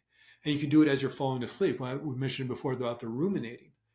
Okay, you're tired, you have decision fatigue. What if as you're sensing that ruminating about the speech that's coming up or the thing that happened a while ago, what if you're just to hack your system, force your system to turn off the stress response by thinking of somebody you care for? That's more powerful than you got to give next month. Yeah. For that person you care for, that you think you want to think about. And even if it's a spiritual figure, it doesn't matter if it's the archangel Michael or something, doesn't matter. Focus on what you like to focus on. That's going to make you feel better. And so those are, one, do it any time of day and night, mornings, right before you fall asleep, but, also during the day. Again, either that 3-2-1 reset or heart coherence, or merge them together like we did. But even if it's just one thing, what about that deep breathing and the humming? Yeah, the humming. And one more time. That in and of itself will be extraordinary in resetting your nervous system, and adding in the hug, let alone thinking of somebody you want to give a hug to. Yeah. Pretty powerful. And it's, again, little kids can do that. Right? You can teach your friends how to do this afternoon. That's how powerful this stuff is. It's not hard. That's No. what's so amazing about it, but also somewhat frustrating. Because while maybe, okay, it's not easy to do this deep healing work, it can be kind of simple, if that makes sense. And when you realize that, you're like, wow, I could have done this 10 years ago. Like, well, you might have been ready 10 years ago. Yeah, exactly. Healing happens in an instant, but maybe there's some setup or some more learning or something going on. Right. So this isn't to like give you ammunition to beat yourself up with. Exactly. You heal when you need to heal. And sometimes there's some learning and some setup. Sometimes that's 70 years for whatever reason. Yeah. But you can heal in an instant. And when it's time for you to do so, you can do it. And while, again, maybe healing deep trauma isn't easy, it can be simple. Again, I don't know if that's a somatic thing. No, you're right. You're right. And those, I call them like my aha moments, and where there's just that connection, and I am like, okay, I get it. And I can take myself in a different direction. Those are awesome. Yeah. And the thing is this, it's not faking yourself out, because again, it's like, well, you're pretending, so it's not real, or you're just making it up, or, you're only imagining. It's like, yeah, that's how. But your brain doesn't know that. Yeah. Aren't you doing that anyway? That hurt and pain happened 50 years ago. True. Aren't you just imagining and keeping yourself in this hypnotic trance state of hurt and pain? And so we're really not doing anything you're not doing already. We're just doing it on purpose. Sort of like what Dr. Irving says. This is a non-deceptive placebo. We're not tricking you into it. We're doing it because it's time and you want to. And again, we're not doing anything you're not doing already. If you get excited or upset or crying at a movie, yeah, you can do that. If you ever got bored back in high school math class, you can do this work. We're not doing anything you're not doing already. Right. So we're just doing it on purpose and with your intention to heal. Right. So you're doing it in a healthy way instead of an unhealthy way, really. And that's what becomes empowering. Right. It's like you're doing it because you want to, therefore do it. I mean, this has been, but it can be that simple. I agree. I totally agree. It sounds like it's big, but you're right. It can be that simple. And this has been fascinating because I knew some about hypnosis and that, and I know it to be a modality. It's not that I haven't wanted to do it. I just didn't understand it enough to now, under the right circumstances, of course, I totally understand it. It makes complete sense. Yeah. And I think a lot of people are really understanding, especially in the athletic realm. Yeah. About how, we know how to get the body to peak physical potential. Right. So when gold medals are won by 100th of a second, it's really coming down to mind. Everybody probably remembers Michael, who's the swimmer? Michael. Shoot. As soon as you said that, yeah, I know who you're talking about. I want to say Michael Phelps. Michael Phelps. Yes, there you go. And, Michael Phelps. So you're doing a swimming event. You get up on your little diving platform to starting platform, and you look over, and Michael Phelps is next to you. What's that do to your confidence? Oh yeah. To have you come in fourth place, and and what's Michael Phelps thinking? Oh my God, I'm older and my shoulder's starting to hurt. And oh, look at this young guy. I know he won the world championship. Oh my God. Is that enough for Michael Phelps to come in fourth? Even though he's, what is he got? 28 gold medals or something ridiculous? Yeah, that's outrageous what he's got. And so it's really just watching and becoming aware. Just that constant, and that's kind of the deal is with healing work and that joy and the happiness. There's a certain relentlessness to this work. Mm-hmm. Just like you don't get to go to a personal trainer and work out at the gym twice, and now you're just superhero body, Marvel movie ripped for the rest of your life. You're working out every day. We know this for our physical health. It's what you eat, it's what you drink, it's how you're working out, it's how you're exercising. It's relentless. You don't stop. You just keep doing it. But what about your emotional health and your mental health? Right. The Dalai Lama still meditates every day. The man is 90 years old. And, read his books. He talks about the anger and the sorrow and despair of what's going on in Tibet. Yeah. The Chinese government is still, arresting his monks, torturing his monks, bulldozing down his monasteries to build roads and buildings, and probably primarily to give him the middle finger. But he doesn't want that to be, he doesn't want to be the anger. He doesn't want to be the sorrow. He's going to feel that because it's a human being. And these are extraordinary situations, not just in Tibet, but the rest of the world. And so every day he practices loving kindness and compassion. That's who he wants to be. He doesn't want to be the anger. He's going to feel it because it's appropriate. There is time for anger and despair and grief. But he doesn't want that to be who he is. So every day, at 90 years old still, he practices loving kindness and compassion. And you would think that if anybody was to have it down by now, you think it'd be that guy. Yeah. Well, he doesn't have a lot of the challenges most of us have. He's not married. He doesn't have any kids. He has a staff of people throughout his whole life, since he was about 5 years old, to meet his every want and need. And granted, he has great responsibility, but he doesn't have a lot of the challenges the rest of us have. Yeah. And yet every day he's there practicing. Bruce Lee was practicing martial arts the day before he died. A lot of your listeners, Lisa, maybe you too, remember Jack LaLanne. Mm-hmm. Oh, yeah. He had the Jack LaLanne gym, and he had the juicer, and he was on the Merv Griffin show. And he was amazing. And he'd do those things where on his birthday, he'd pull those boats behind him, swimming across the lake with people in them, the rowboats. That guy was working out the day before he died at the age of 96. It's relentless. It's a practice. It's part of your lifestyle. Yeah. Yo-Yo Ma still practices the cello every day.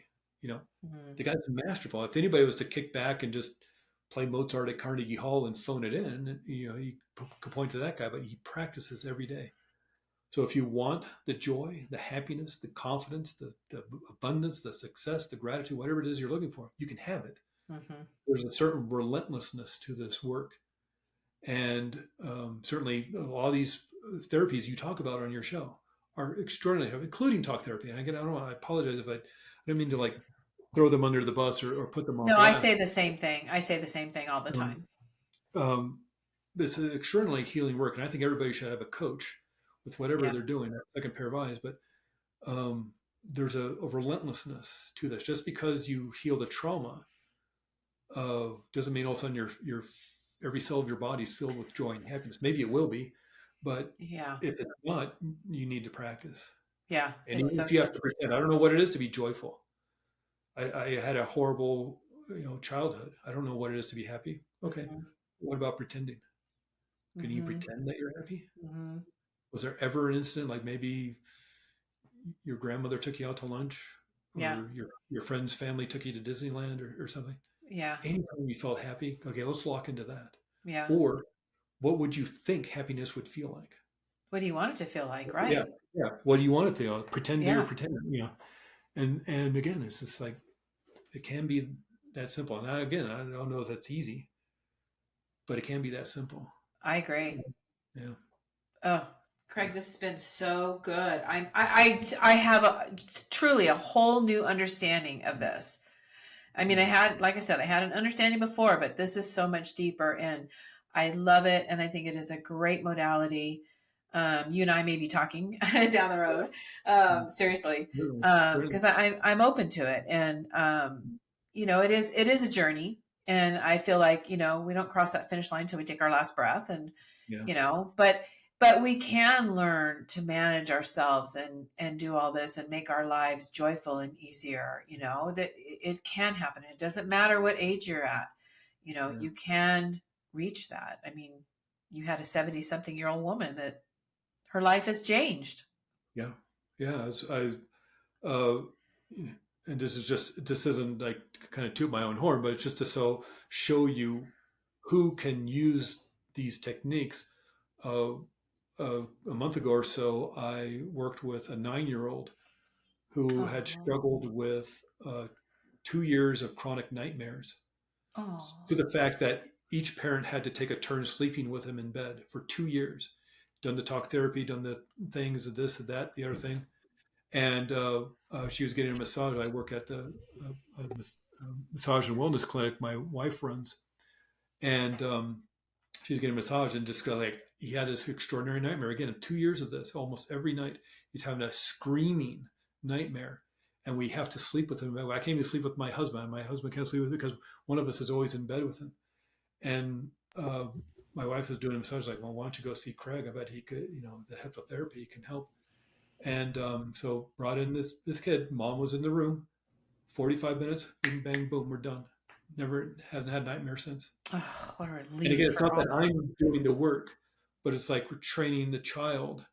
And he was a Star Wars fan, so we used the imagery and the mythology of Star Wars, and a lot of that things, and put, he liked the Mandalorian TV show, and just kind of an example of how this works, especially with children. Children are great imaginations. Oh yeah. So, okay, I want you pretend that if people know that show, they know that Baby Yoda put this force field around him, like a ball-shaped force field. Okay, pretend you're doing that with Baby Yoda right in front of you, and now put Mandalorians on each side of your bed, above and below. And now let's run those nightmares. Have the ghouls and the monsters come at you and see what happens to them. Watch them get evaporated and dissipated.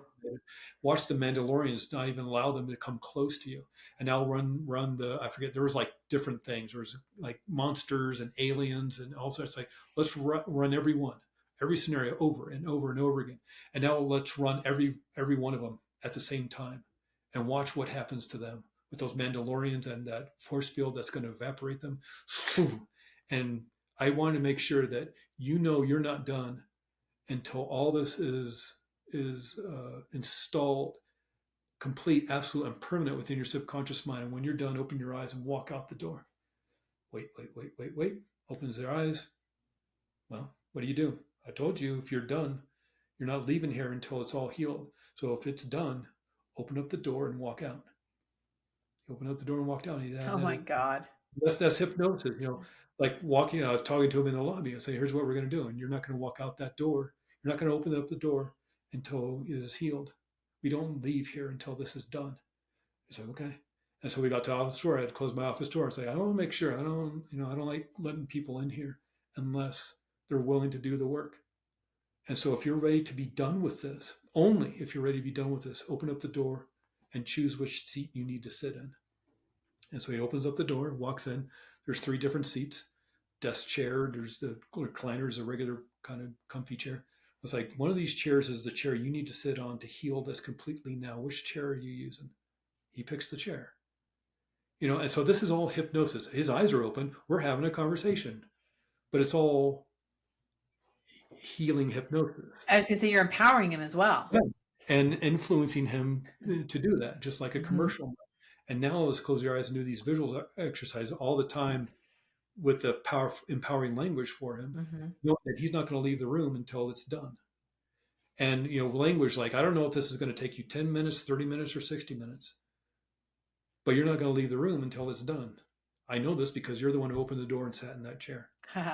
It's all empowering. Yeah. I don't know if it's going to take you 10 minutes, 30 minutes, or 60 minutes, meaning it's one of those 3. Choose which one.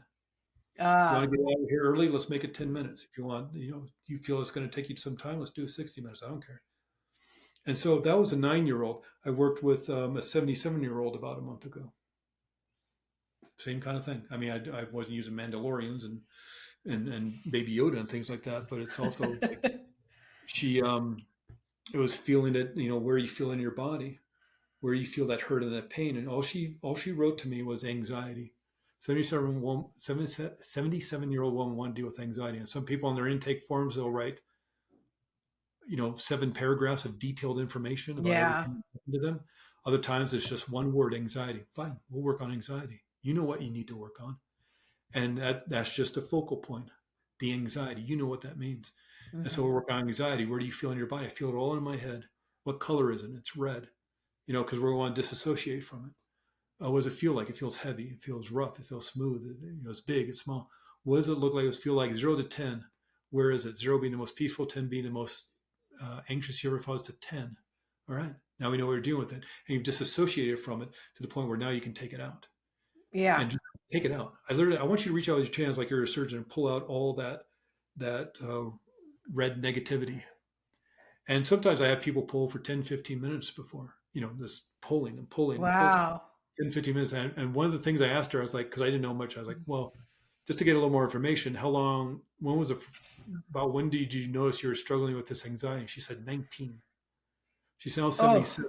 She said since 19 years old, she's struggling with anxiety. I did not ask her what happened at 19, nor did she volunteer the information. I said, okay, this anxiety you've been struggling with since you were 19.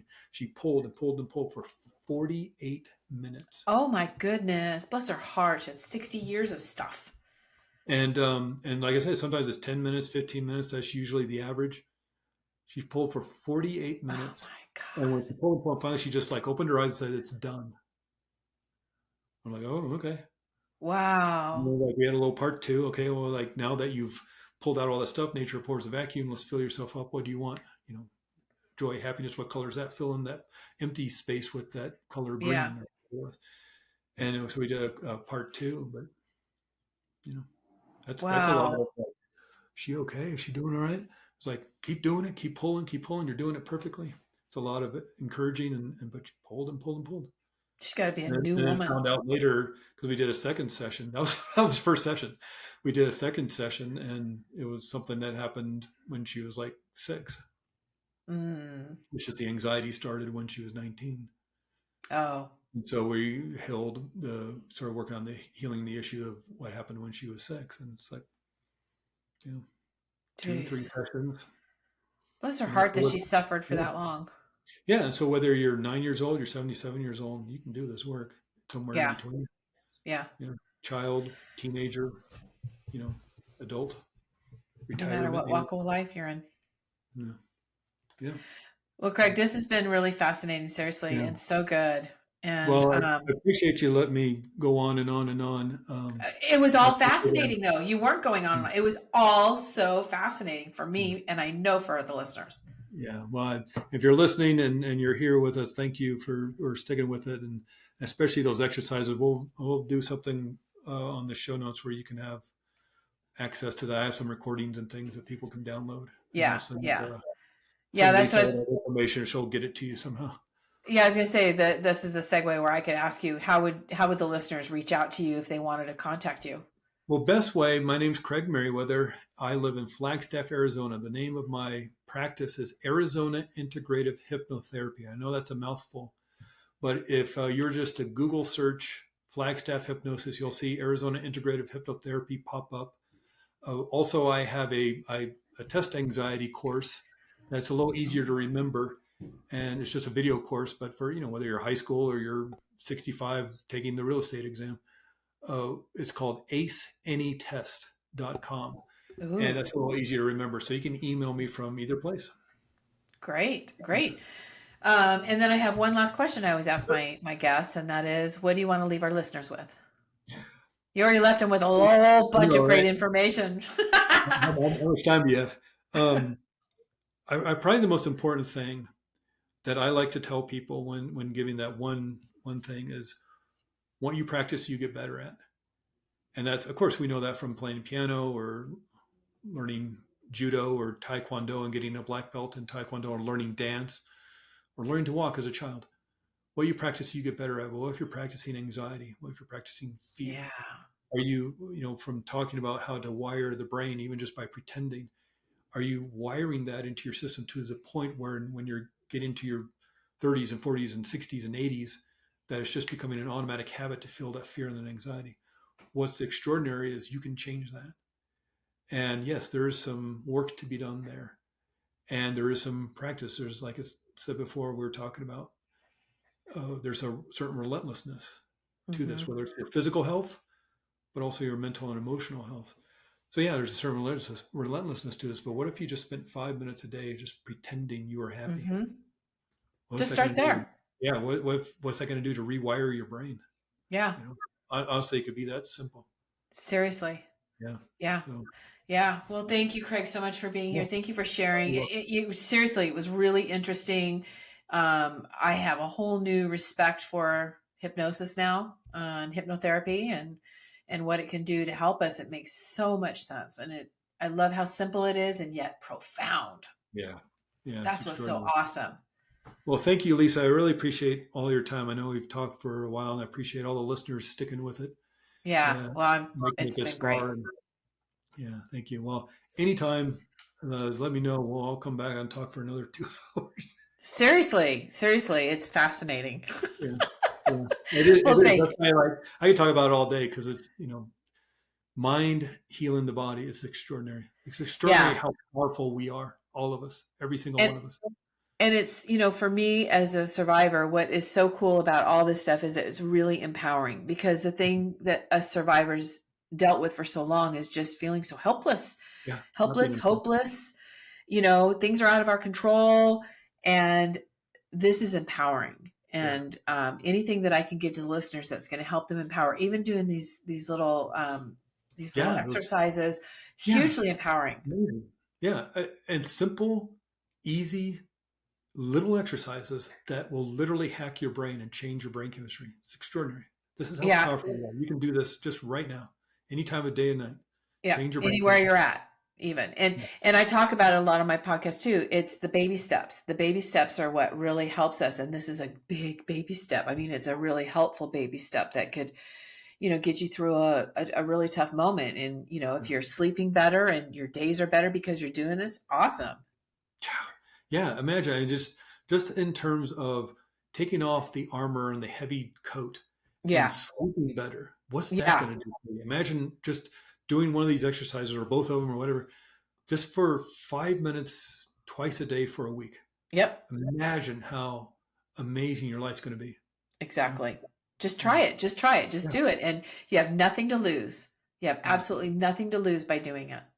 Yeah.